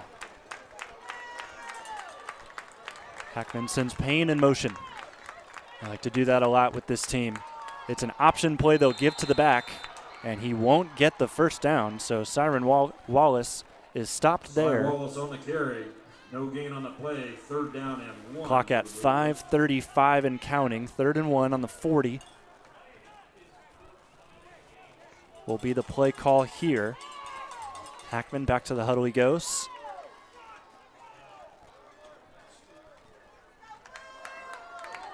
Can Centerburg make a defensive stand and force a punt and maybe get better field position than they have all game long? 3rd and 1. Payne again in motion. It'll be a fullback give. It's close. It looks like that second effort might have given him the first down. And that it does. I think the theme of the Danville's second half is going to be slowly but surely. They have just a 1-score lead, but they feel good about where they're at and how the dynamic of this game has gone. They think they can control this here and just eat at this clock as much as they can. Under 4:45 to go in the 3rd. First down and 10. Ball is marked at the 42-yard line of Danville. Payne back in motion. 3rd straight play he's done so. This will be given up the middle to Burke. And Burke gains 5, maybe 6. Aiden Burke carries to the 48-yard line. Gain of 6 on the play brings up 2nd and 4, Blue Devils. They give him 6 on the carry. 2nd and 4, 48-yard line. Getting close to Centerburg's territory. Last thing you want right now is a turnover.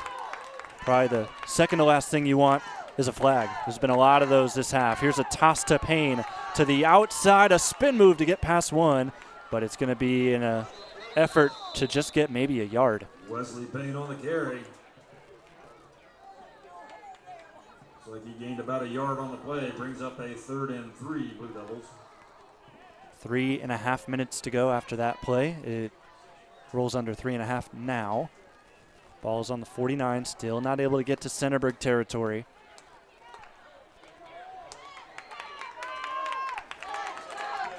Danville loves to run the football. You've seen it here this drive.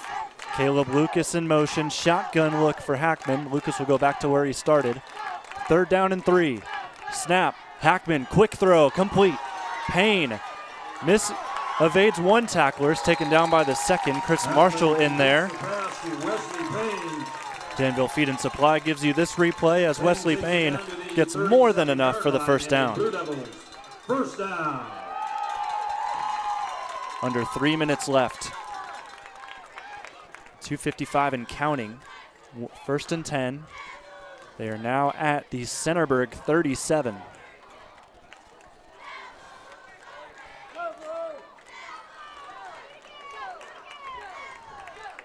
Lucas, the motion man. To the near side he goes. Snap, give, and Wallace is able to get out there and get close to the marker. You gotta like this 2-back system that's starting to build itself for Danville. You've got Burke getting big yards, Wallace able to break some out every so often for you. Last week, both of them had over 100 rushing yards, so felt more inclined to get Wallace involved here tonight, and it's done dividends for this team. In motion goes Mickley as we've got 2nd down and 1, just under 2 minutes now. Hackman, shotgun snap, big time pressure. There's going to be a holding call, but we'll see how this play ends up going out of bounds. Hackman, but don't forget that flag. Flag in the Blue Devil backfield.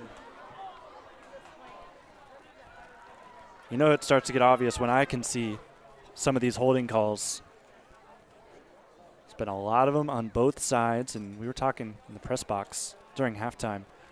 Most of us well, not me. I've been missing a couple of these holding calls, but some of the people upstairs that are keeping track of that sort of stuff, they've said that there hasn't been one yet that was not, in their eyes, a holding call. Referees, they've had their work cut out for them, and it's all been correct pretty much thus far. It's just been not a clean game blocking-wise. Mostly for Centerburg, but you see a couple instances for Danville here and there. They got so bad for Centerburg on one of their drives. They had 1st down and 26. They had 2 straight holding flags. Here's Wallace juking out 2 defenders. Wallace trying to get past the pack. He stays alive. He's still going, and now will be taken down. What a run from the freshman Wallace. You see him juke out Marshall and then Harris, 2 of the best defenders on the team. He gets away from a 3rd, and then the 4th has to tug him down. Inside the 10 it goes. Ball is officially placed at the 5. How about this effort from the Danville run game?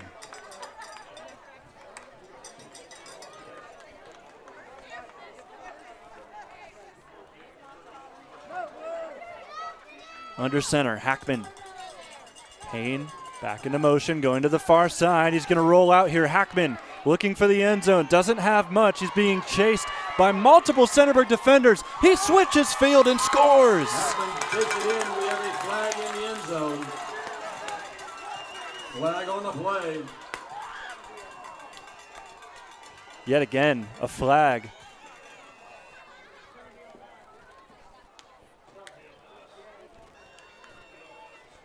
Holding on the defense.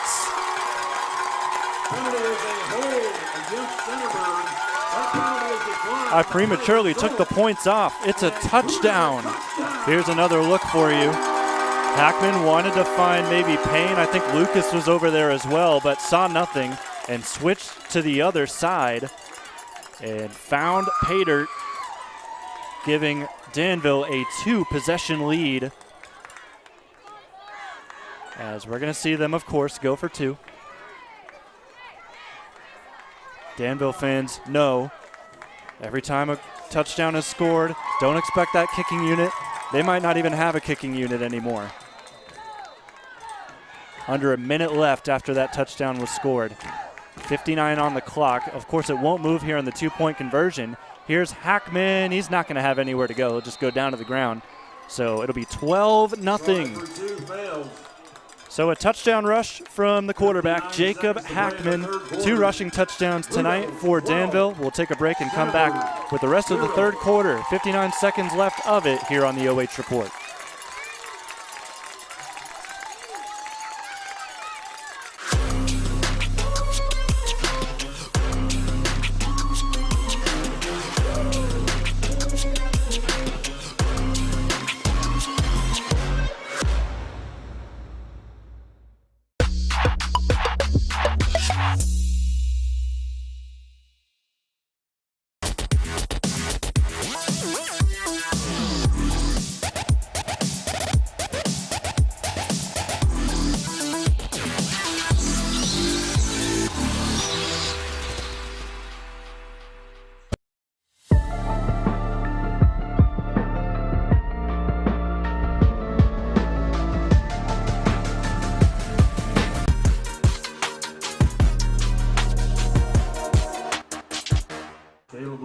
Placing the ball to kick to Trevin Harris. A 5-yard touchdown rush from the quarterback. Jacob Hackman has this score now at 12-0. They've failed on both 2-point attempts. We're going to see Caleb Lucas kick this off. Last time they scored a touchdown on the ensuing kickoff, they recovered the kickoff on a bobble by Jackson Ballinger.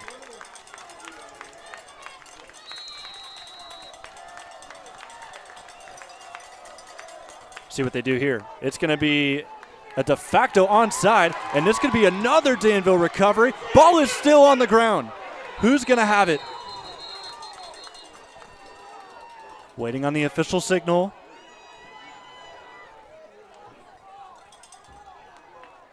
It is Centerburg ball. Kick recovered. Another great kick there by Caleb Lucas gave Danville a chance. Centerburg. And a really good chance there, as you saw. It was a fight to the last moment to grab that football. Centerburg, fortunately for them, came up with it. They'll have the ball right on the 25-yard line, near side hash, with 52 seconds on the clock.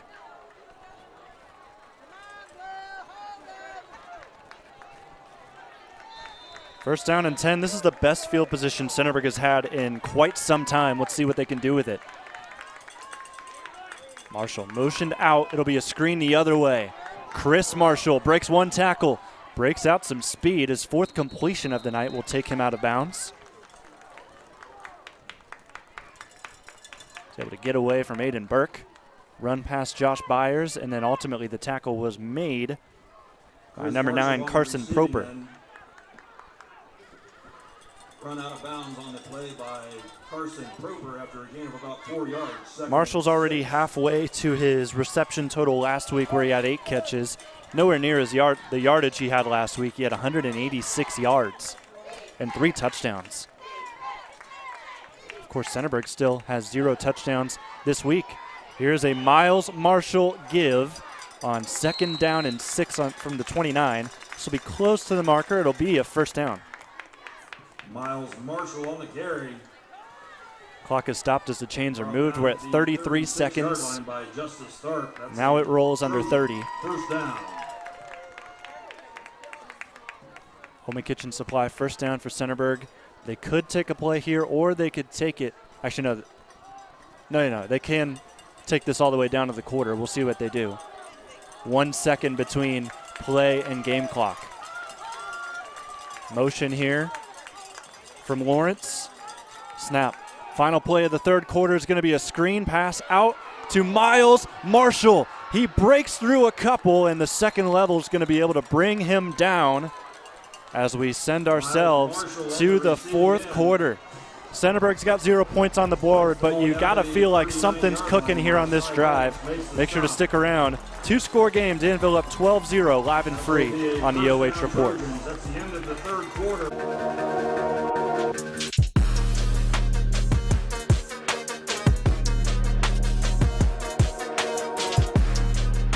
At Knox Community Hospital, your primary care physician is more than someone who delivers your test results, more than someone who writes prescriptions, more than someone who listens to your heart. We are your healthcare partner who takes the time to know you, listen to your concerns, and provide you with expert personalized care to make and keep you well. Because to us, you're more than just numbers on a chart. You're a neighbor and a friend. Knox Community Hospital, in the community, for the community.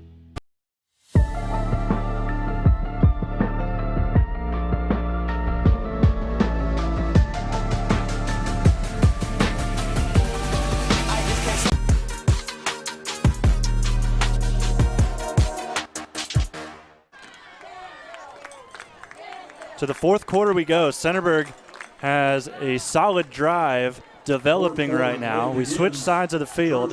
They're in Danville territory on the 39.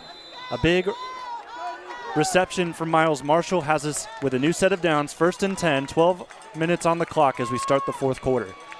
Lawrence in motion to the far side. Snap, ball, fakes one to Marshall, throws down the field. Trevin Harris, ball's deflected, and a flag is thrown.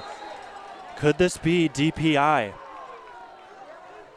Defensive pass interference, we'll see. Of course, in high school, it's not a spot of the ball foul. It's a 15-yard penalty.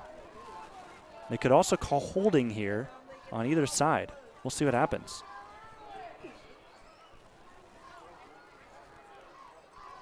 Yeah, it looks like Danville's getting an explanation from the officials. So that tells you that this is going to go on the Blue Devils. And it will be on Wesley Payne, who is one-on-one with Trevin Harris. For pass interference. It is a 15-yard penalty. 24-yard line's where it will go. 1st and 10. Another new set of downs for Centerburg. Even though it was a pass interference, they have still kept Trevin Harris locked up pretty well today. Lawrence in motion. Here's Harris getting his first catch of the night, and he's got space as well. He gets the first down.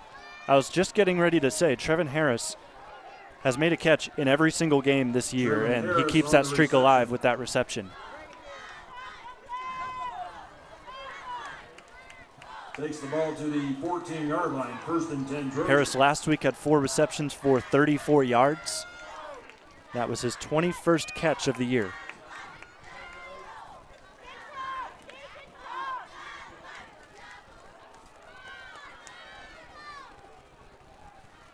First down and 10. It's not goal to go yet. We're at the 14-yard line.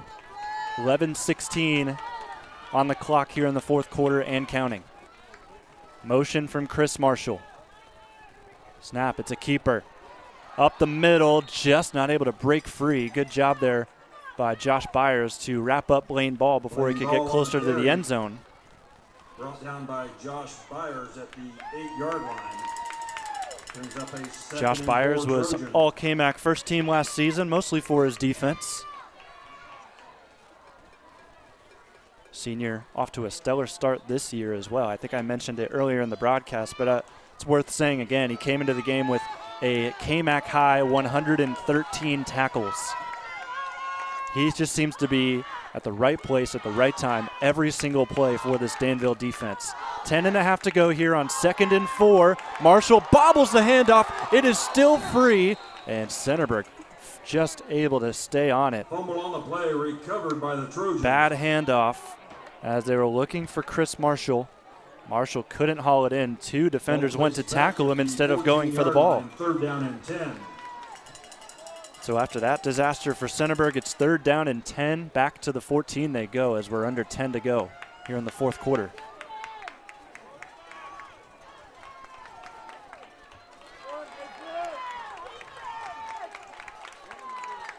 Even if Centerburg wanted to kick a field goal here on 4th down, it would still be a 2-score game with the score at 12-0 Danville. 3rd and 10. Blaine Ball looks towards the Trevin Harris, catches it off the deflection, but he's out of bounds, incompletion. Gotta love the effort though. That ball was deflected. Crucial deflection there by number 10, Nolan Ridgway.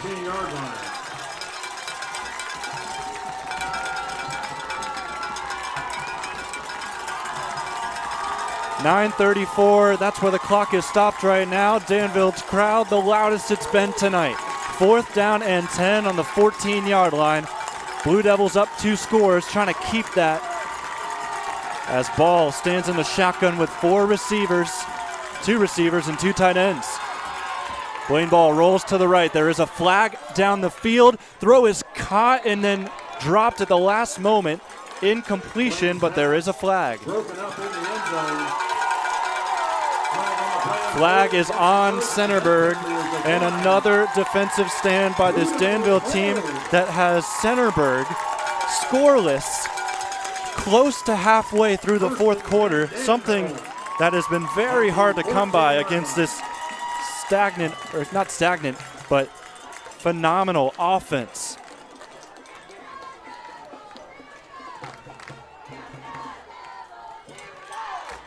In fact, the lowest point total this team has had, Centerburg, this season is 21 against Ontario. That was in a losing effort for the Trojans, 35-21. It was week 2 of the season. But we're in week 8 right now, and Danville is handling this Centerburg team significantly on the defensive end of the ball. Now they have it on offense. First down and 10. High snap. Hackman hauls it in and gives it to Burke, who will gain a few yards. Aiden Burke on the carry. Now you just got to make sure that it's not in the hands of Centerburg's offense. As much as you can possibly keep it in your hands, the better. Second down and 7, so it's a gain of 3 for Aiden Burke. Score is 12-0 Danville. Had a touchdown in the first quarter, a 26-yard rush for Aiden Burke with just 3 seconds left in the first quarter. Then another score in the third, which was a 5-yard Jacob Hackman quarterback rushing touchdown. Hackman holds on to the ball here. He wants to try and throw. He doesn't see much. He's running all over the field. Hackman gets past the entire defensive line and finds him in. This is Spalding for his third catch. I don't have an exact number for how many yards Hackman just ran. He might have gone over 50 yards behind the line of scrimmage just to get that pass off, and they do get the first down.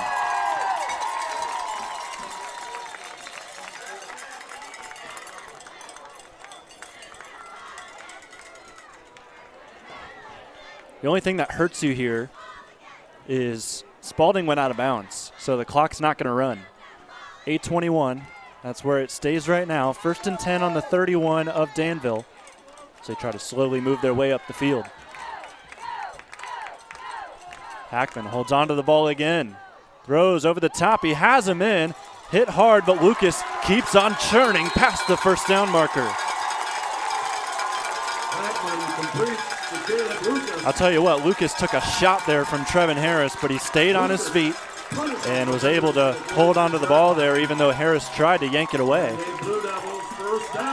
Danville first down. All of the momentum with Danville right now here at Tough Street Stadium. Important fact, that important storyline going into this game. Danville has not lost here at Tough Street Stadium since October of 2022 in Week 8 when they played this Centerburg team. Right now, they're doing a much better job against the Trojans as they get a rush there for maybe 2 yards. In there for the rush was Siren Wallace. 2 yards on the gain, 2nd and 8 Blue Devils.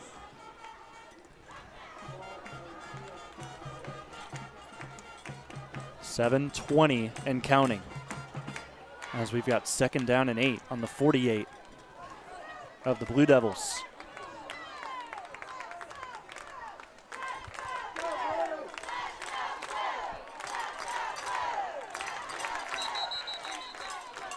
And now a whistle blown. It's a timeout called by Danville. They'll only have 1 to go Danville for the last 7:03. Their second of the half. Score remains, actually I don't think we've updated this on the stream yet, but Northmore 16, Mount Gilead 14. That's a big score right now that I think a lot of Danville people in here just turned over and started listening to what I had to say for once.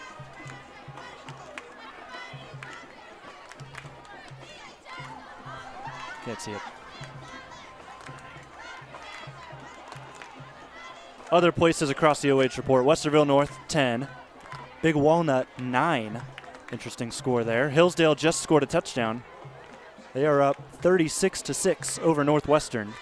Shelby up 7-0 over Clear Fork. That score is not updated in a while, so if that is still the score, very similar to what we're seeing here at Tough Street Stadium. And then Lucas, do I see 50 there for Lucas? Lucas is up 50-0 on North Central. 8 for the Blue Devils at the 48-yard line. Out of the timeout here in Danville. 2nd and 8 on the 48-yard line. 7:03 to go as the clock will roll on the snap. Aiden Burke to the outside, a shoestring tackle. What a play from Chris Marshall. Aiden Burke on the carry. I'd say Burke has a good 30, 40 pounds on Marshall, but just a pure skill defensively from Chris to get in there and trip him up.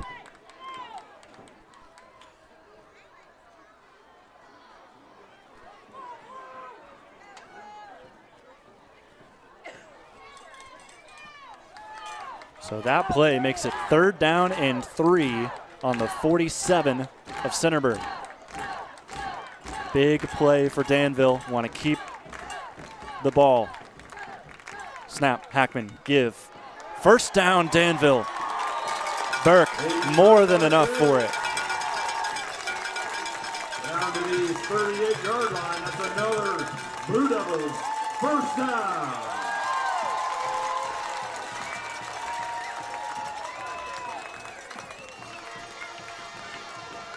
Clock will roll now under 6 minutes. We are halfway through the 4th quarter. And Centerburg still has 2 scores to make up. Could be 3 depending on how this drive goes.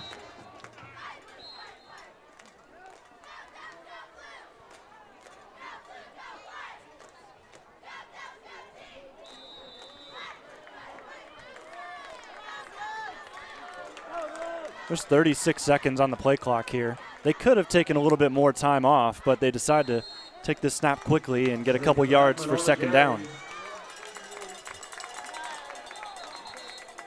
Gain of 3 on the play. We have a flag on the play.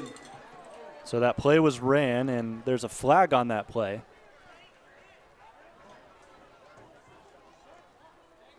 It's on the offense. Personal foul against the Blue Devils. That one hurts. They're going to go back quite a ways here. It'll be 1st down and looks like it might be 22. Penalty places the ball back to the 50-yard line where it will be 1st down and 22.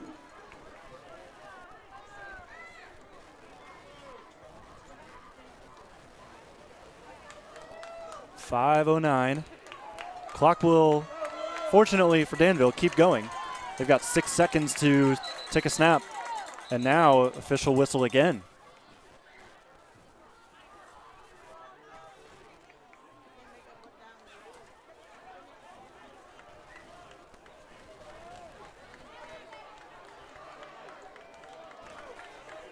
Not sure what's going on out on the field, but the field says it's 2nd down. Scoreboard says 1st down.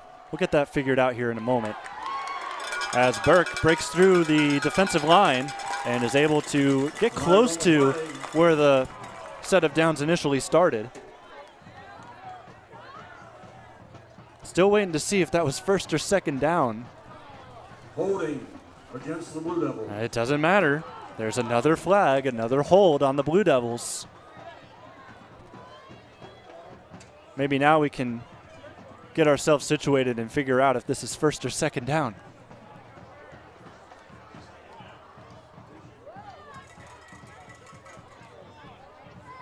Ball placed at the 40-yard line after the penalty brings up a 2nd down and 32 for the Blue Devils. Okay, so it's been confirmed. 2nd down, and now it's 32.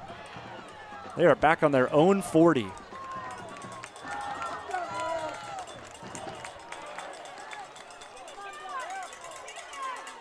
.411 and counting here on the clock. Here's a quick throw as Spalding brings in his 5th catch of the night, and he is down. Spalding on the reception. He took a big hit there on the near side. Clock will stop right at 4 minutes.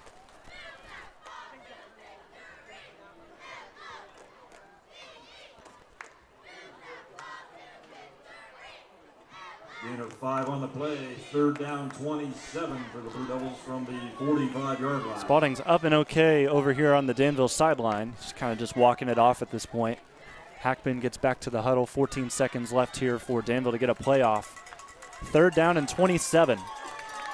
This would be demoralizing if Danville's able to get this for Centerburg. Fumbled snap. Ball is still on the ground. Looks like Danville was able to get that recovery, and they do. Burke able to dive on it. So 4th down now. And all of that penalty yardage could give Centerburg some solid field position. 30 for Danville.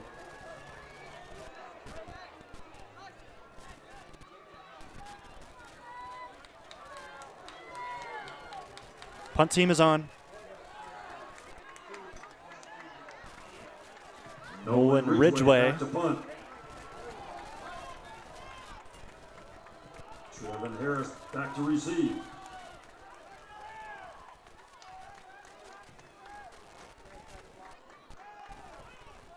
Heavy heat from Centerburg. Can they get there? No, not quite. Ridgeway gets it off. That will take a Centerburg bounce and be caught by Jacob Hackman. So right at the 30-yard line is where Centerburg's going to have to pick up the pace on their offensive possessions. They need 2 scores in 2.5 minutes.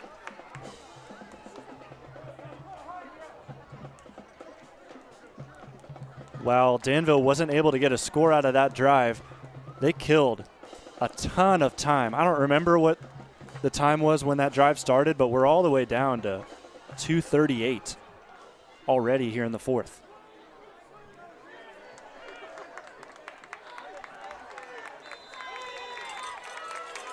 Empty backfield. Expect a lot of that here on this drive from Centerburg as Blaine Ball takes it. Needs protection. He has it. Ball up the middle. Not going to get very much farther.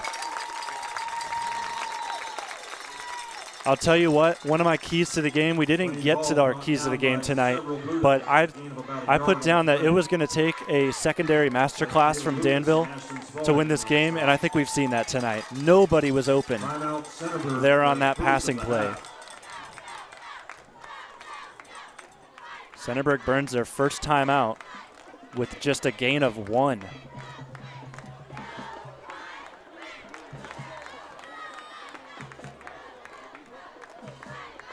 And I mean it, there was nobody open on that play. Blaine Ball tried his best to save some time. Nothing there.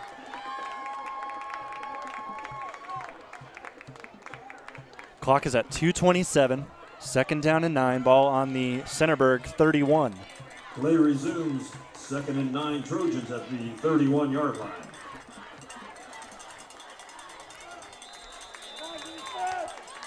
Gonna need a quick hitter. 4 receivers again. 2nd down and 9. Here's a throw that's over the intended target. It was over by Miles Marshall, but I think that was intended. For Chris Marshall. I think that was intended actually for Trevin Harris because it looked like Harris ran the wrong route.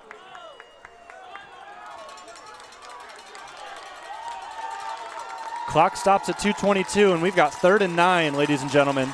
Danville needs 2 more stops here in this set of downs, and they could very well shut out an explosive Centerburg offense. Here's a screenplay. Miles Marshall with some space and getting pulled from behind. Well done there by Caleb Lucas to keep that from being an even bigger gain. But the unfortunate part was you can't take them down. That's a Trojan first down. And the Trojans get the first down. Big gain for them. And there is a player down as well. It's Ashton Spalding for Danville, who's getting looked at by the trainers.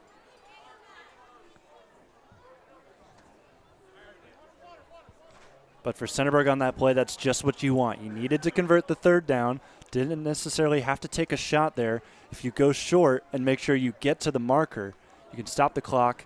And also a good job there by Miles Marshall to get out of bounds.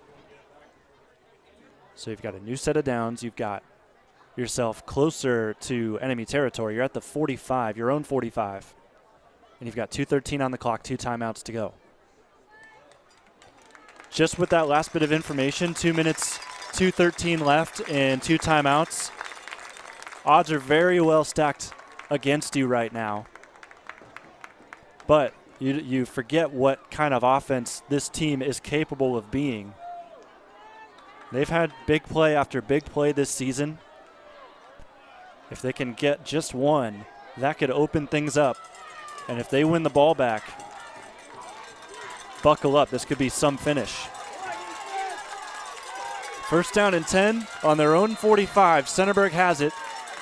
With 2:13 to go, they only have 2 timeouts remaining. Blaine Ball throws down the field. He has a wide open Jackson Ballinger. He drops it. Ball's pass intended for Chris Marshall falls incomplete. There's a flag thrown late, very late. Ballinger drops it. The sophomore not able to haul it in.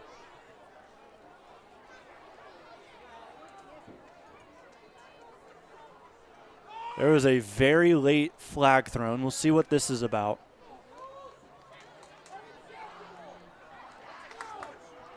Hands on the head for head coach Bloom, so that tells me that this is going to be on Danville.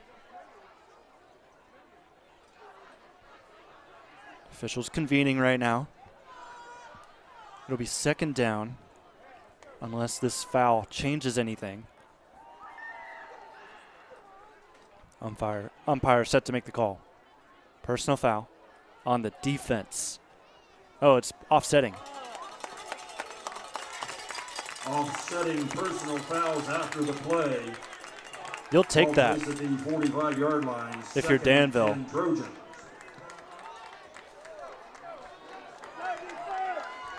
It hurts to have that pass dropped by the young tight end, but you also stop the clock. You got another chance here. 2nd and 10. Blaine Ball rolls to the right again. Able to get around a couple of defenders. Good pass. It is complete to Marshall. Move the chains. It's a first down. 2 minutes on the clock, and it stopped again. Ball placed at the 43-yard line. 1st and 10 Trojans. Centerburg is in Danville territory. It is first down and 10. They're at the Danville 43.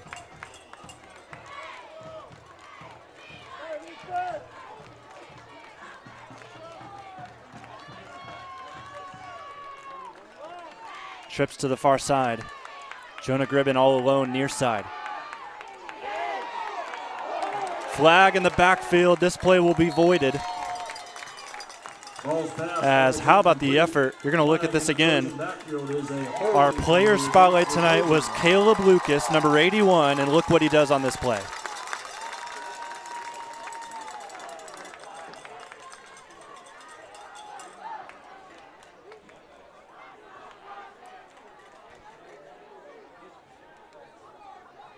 The flag also goes on Centerburg. It's a hold.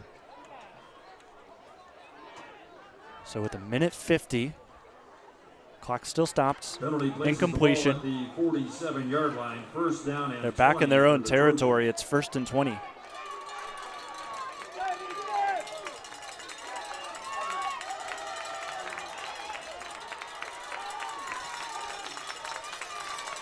Marshall in motion. Ball trying to look down the field. Caleb Lucas, he's going to get him down. That's Lucas's 4th sack of the year. And that will force a Centerburg timeout. How about it from this Danville defense that is inching closer to a shutout of Centerburg. Their 2nd of the half. Lucas almost got the sack. He was held on the play before, and this time he gets into the play and makes the play.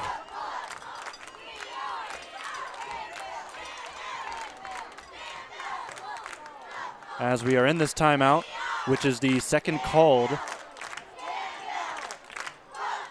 by Centerburg, score remains Northmore 16, Mount Gilead 14.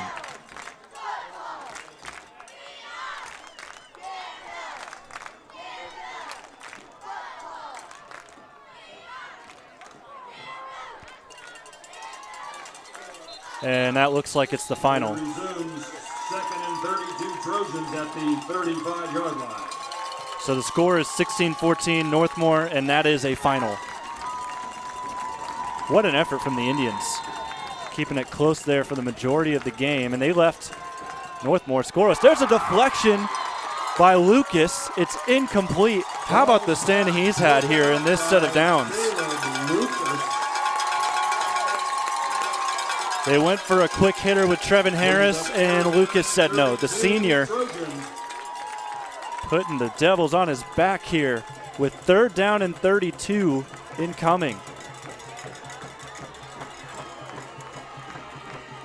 As I was saying, that Northmore final, what an effort from the Indians to keep that close within 2, and they shut out Northmore in the second half.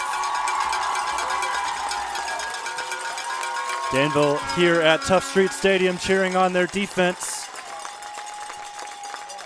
as Coach for Centerburg is not happy. He's talking to the officials there, still talking with them. A number of coaches speaking to officials at this point. And here's a flag.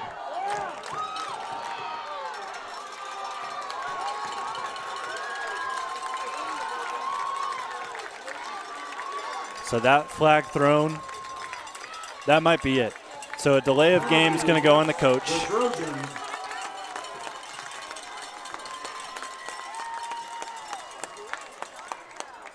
Score Danville 12, Centerburg 0.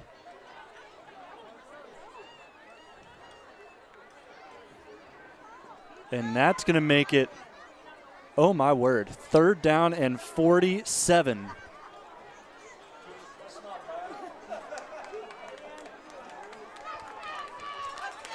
The line to gain looks like it's the 32 of Danville.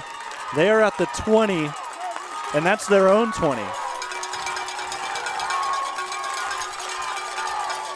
Crowd is allowed for 3rd down and 47.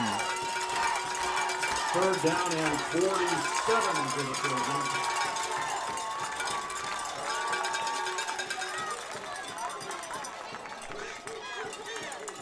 They're still. Officials are going over to the coaching staff again for Centerburg. This has turned into a lengthy delay.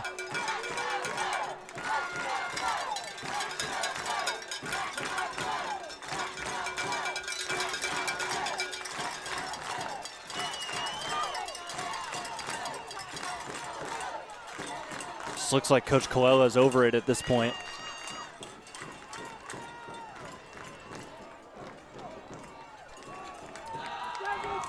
So after a brief halt, crowd starts to amp up yet again. Hands up from Coach Matthew Bloom. Here's 3rd down and 47. And it's a fumble that is recovered here by Centerburg, and it'll be taken forward for a couple of yards. Nowhere near the 1st down marker, obviously. It's got really quiet here after that play. It looked like that was incomplete, but play kept going. Ball's pass was tipped. Picked up and now we're going to see a timeout. Final couple of moments of this game have been interesting to say the least. So with a minute 23 to go, Danville is up Danville is up 12-0 with a minute 23. It is 4th down and 40 after this timeout called by Coach Colella. That's his final one of the game.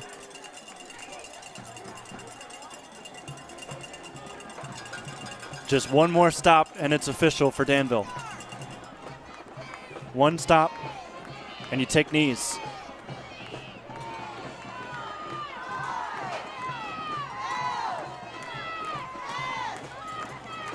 Big Walnut just took the lead over Westerville North, 17-16. That is in the final moments. Big game there. Shelby up 21-7 on Clear Fork. And we'll get the rest of those here after this 4th down and 40. Minute 23. Ball on Centerburg's own 27. Here's the snap. Blaine Ball rolls to the right. He's got plenty of players in his face, and they're all wearing black.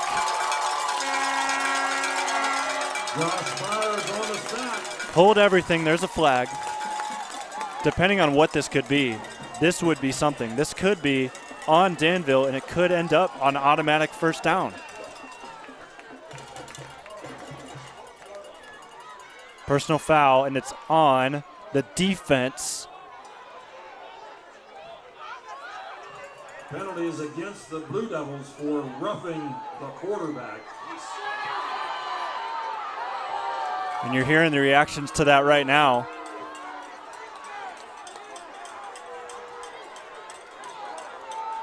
And wow, that's going to make it an automatic 1st down.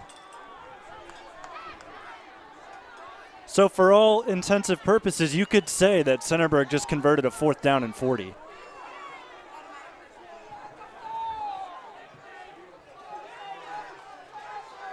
$15-yard penalty. Centerburg moves up to the 41-yard line. So Centerburg defies the odds, but it's off of a defensive personal foul. Now Coach Colella has used all of his timeouts, so things still looking bleak for Centerburg, but they've got a set of downs here. Their comeback effort will continue. 1st and 10 on the 40. How about this ending? Ball throws. He has Trevin Harris right at the marker. He will get the 1st down, and he's out of bounds, and there might be a late hit in there. There's a flag. Pass is complete. More flags. Things are starting to get restless right now in Tough Street Stadium. Harris got the 1st down, and he's going to get 15 more after.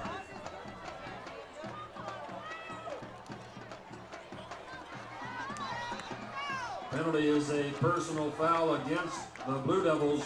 Places the ball down. Well, I'll tell you what, in the first half, Centerburg was racking up flags, and it's right now switched over to Danville in a crucial time. As we see now a timeout from the Blue Devils, and this will most certainly be a Coach Bloom, keep your head in the game, no more flags. You can just see the passion there. After those 2 15-yard penalties, one that helped Centerburg convert a 4th down and 40. 1:05 is on the clock as we get close to the end of this game, but Centerburg's still alive.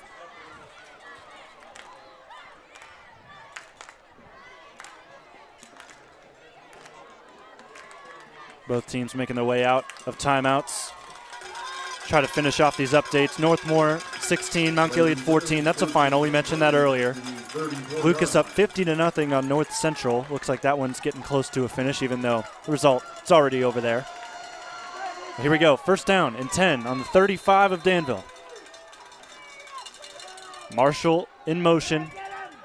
Blaine Ball looking deep down the field. He's got plenty of time to throw one. He's going to launch this close to the end zone. It's Chris Marshall, and it's just behind him. No flags thrown. Ball pass intended for Chris Marshall. So they'll have another go. 2nd and 10. 54 seconds on the clock now. Defended by Wesley Payne. Ball's incomplete.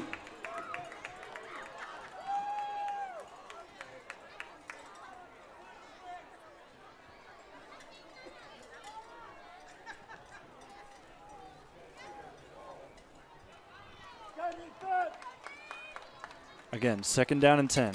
Ball on the Danville 35 with 54 seconds left. No timeouts for Centerburg. Here is Blaine Ball. Blaine Ball, he's looking towards Harris. Doesn't see anything, and he'll be taken down short of the 1st down marker. They got to hurry up. Blaine Ball on the carry, brought down by Clock ticks under 40 seconds. 3rd down and medium. Brings up a 3rd and 4 Trojans from the Official marking is 3rd down and 4.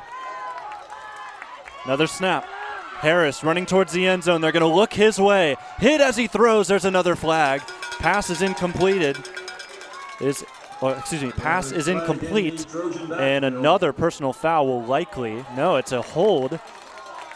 And the penalty is declined. Awfully close there. Could have very well been a roughing the passer. But it is a hold. Was a holding penalty against the Trojans. It is declined, so we've got 4th down and looks like it'll be 14. 4th and 14. Brings up a 4th down and 4 from the 28-yard line. Or no, it is 4th down and 4. They declined the penalty, so not going to take those yards. Tough Street Stadium here. Crowd is loud. 4th and 4 from the 28-yard line with 25 seconds to go. If this is not converted from Centerburg, they'll be shut out for the first time this season.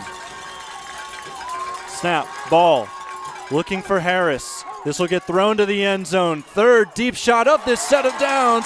It's incomplete, no flags thrown, and that will do it. Chris Marshall. Excellent defense. Had to do a second scan there of the field.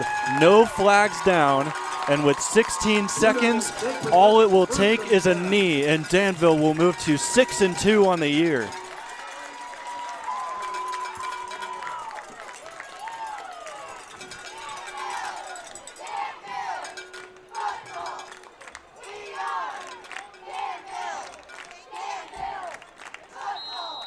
Victory formation for the Danville Blue Devils, and a knee from Jacob Hackman will run this clock down to zeros, and we will have a final.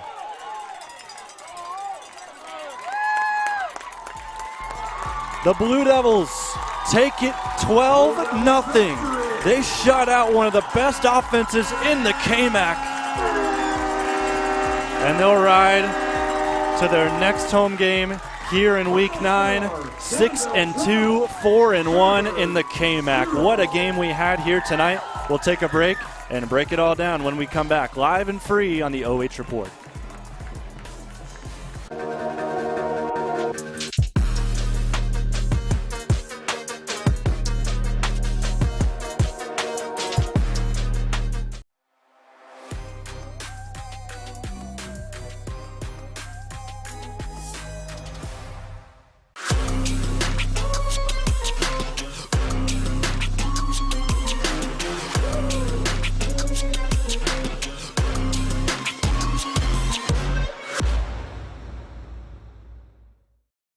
At the Killbuck Savings Bank, you can expect great products and service from a fellow Knox County Chamber member. Now offering premier card processing solutions and services, ensuring the business owners understand their credit card processing fees. We have a wide selection of card processing solutions that provide lower fees, faster payment, additional security, exceptional marketing features, and help to improve your business operations and customer experience. At Knox Community Hospital, your primary care physician is more than someone who delivers your test results, more than someone who writes prescriptions, more than someone who listens to your heart. We are your healthcare partner who takes the time to know you, listen to your concerns, and provide you with expert personalized care to make and keep you well. Because to us, you're more than just numbers on a chart. You're a neighbor and a friend. Knox Community Hospital, in the community, for the community.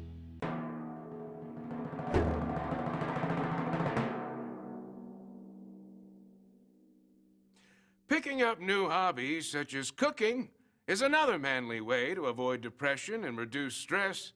Today, I'm going to teach you how to make my world-famous guaco mahogany. First, mash up 5 or 6 of these green things. Then add hot sauce, this lettuce stuff, these red things, salt, some of this stuff, and limes, and finally, bacon to taste.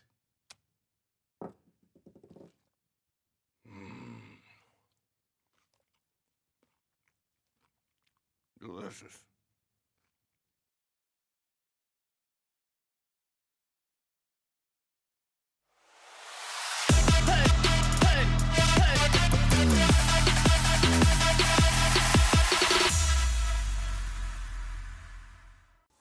Take a look at all the action from Friday night football right here in North Central Ohio with great analysis, highlights, coach interviews, and so much more every single Friday night right here on the OH Report.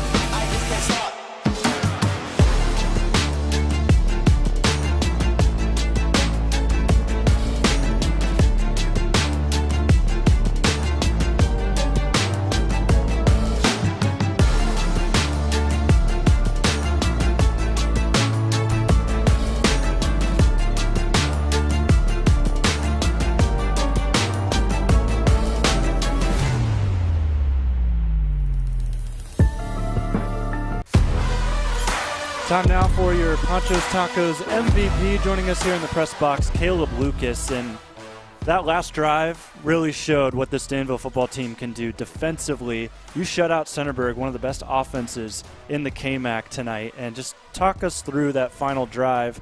I think it got to the point where Centerburg probably wasn't going to make a comeback, but you kind of just wanted to keep fighting just to get that shutout. How did you feel about that final drive? Yeah, well, first of all, I got to thank my Savior, Jesus Christ, for giving me the ability to come out here and play. But that last drive, we were really hyped. We looked at the scoreboard and said, man, we got 2 minutes, and we just got to get that shutout. So we really stepped up. Our guys in the backfield, our DBs and our cornerbacks, they really stepped up for us later on in the drive when things didn't go our way. But just trying to get after it, trying to finish out the game strong. Yeah, you got things done offensively, defensively especially. We just talked about getting your 4th sack of the year. Just such a big win for you guys against a team like this, and it propels you moving forward into the playoffs, of course, and trying to finish out towards the top of the KMAC. What do you think this win does for your team down the road? It definitely shows that we can compete with just about anybody. We can put drives together. That's something that we kind of struggled with before, but we finally came together, put some drives together, got 4 or 5 yards, and then we broke off some long runs. We got some good passes going there. It just really shows that we're a well-put-together team and that we're finally showing for it. Well, Caleb, there's a lot of celebration going on out there, and I feel bad leaving you up here. So really quickly, a last question for you. Not really a question. Just give any shout-outs you want to give here on the OH Report. All right. I got to shout out my mom, my dad, my brother Ryan, used to play here. My sister Gracie, she always comes to the games, make sure I don't walk away without a picture. So shout out to my family, everyone that comes out to support our games, and Blue Devil Nation. Well, Caleb, get out there. Congratulations on the win. Yep. Go Blue.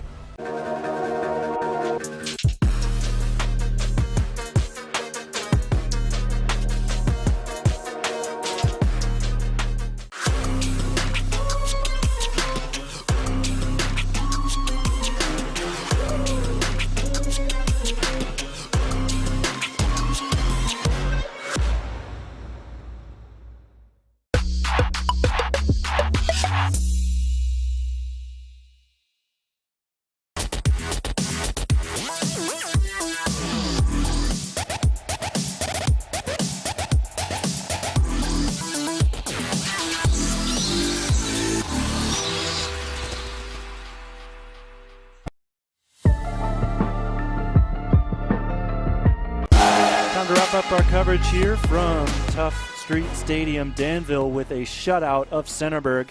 Did the math, or not the math, I did the research here, and the first time Centerburg has been shut out, I thought it would be longer than it had been, but then I forgot they played Ontario last year, one of the really good teams in the area. Lost 35-0 week 2 of last season. But since then, that hasn't been very many shutouts for Centerburg, so this is uncharted territory, especially in a conference game. Definitely have to look that one up to see when the last time they were shut out in a conference game was. We'll talk about that tonight on the Friday Night Pigskin, but 2 rushing touchdowns, that's all Danville needed here tonight. They got a rushing touchdown, 26 yards from Aiden Burke in the first quarter. Then in the third quarter, Jacob Hackman ran one in from 5 yards, and the way that he ran for that touchdown, it was more of a 45-yard touchdown run because he was running all over in the backfield until he was finally able to break free. But yeah, Danville, 2 touchdowns, both on the rushing end.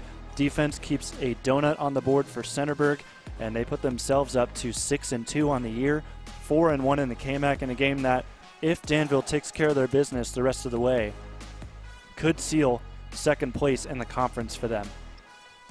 Now, the next 2 weeks for them are a little bit tougher than what some of the other teams that are going to be fighting for second place have to go up against. Let's go ahead and take a look there. Centerburg's going to take on East Knox next week, so that's a really tough game for them. Even though East Knox, they've kind of slid a little bit, especially after that 42-0 loss to Northmore last week. And then Danville's got Fredericktown. So those are 2 very good games that will probably be the best matchups next week in the entire KMAC. I'd have to look at what those other 2 games are. But those 2 are going to be marquee matchups. And then, of course, Danville got the Devil Dog game. Not going to be here at Tough Street Stadium. It's going to be over at Chet Looney Field. So that is always going to be tough, doing that on the road. Hopefully a little bit better weather this time around, for not just the sake of the players, but for the sake of us here at the OH Report. I think Travis Berardi's on the call for that one, so he'll have to worry about that if it gets too muddy. Anyway, that's going to do it for us tonight. You're going to see a bunch of plays here in the credits where Centerburg was close to the end zone and just unlucky bounces, just like that one there. Really turned the tide in this game, and those first 2 drives probably killed the offense the rest of the way.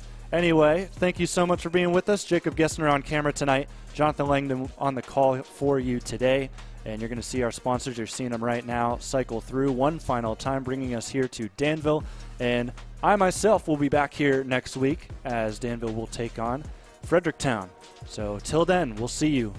And also, if you can, tune in tonight on Friday Night Pigskin. Have a good night. We'll see you next time.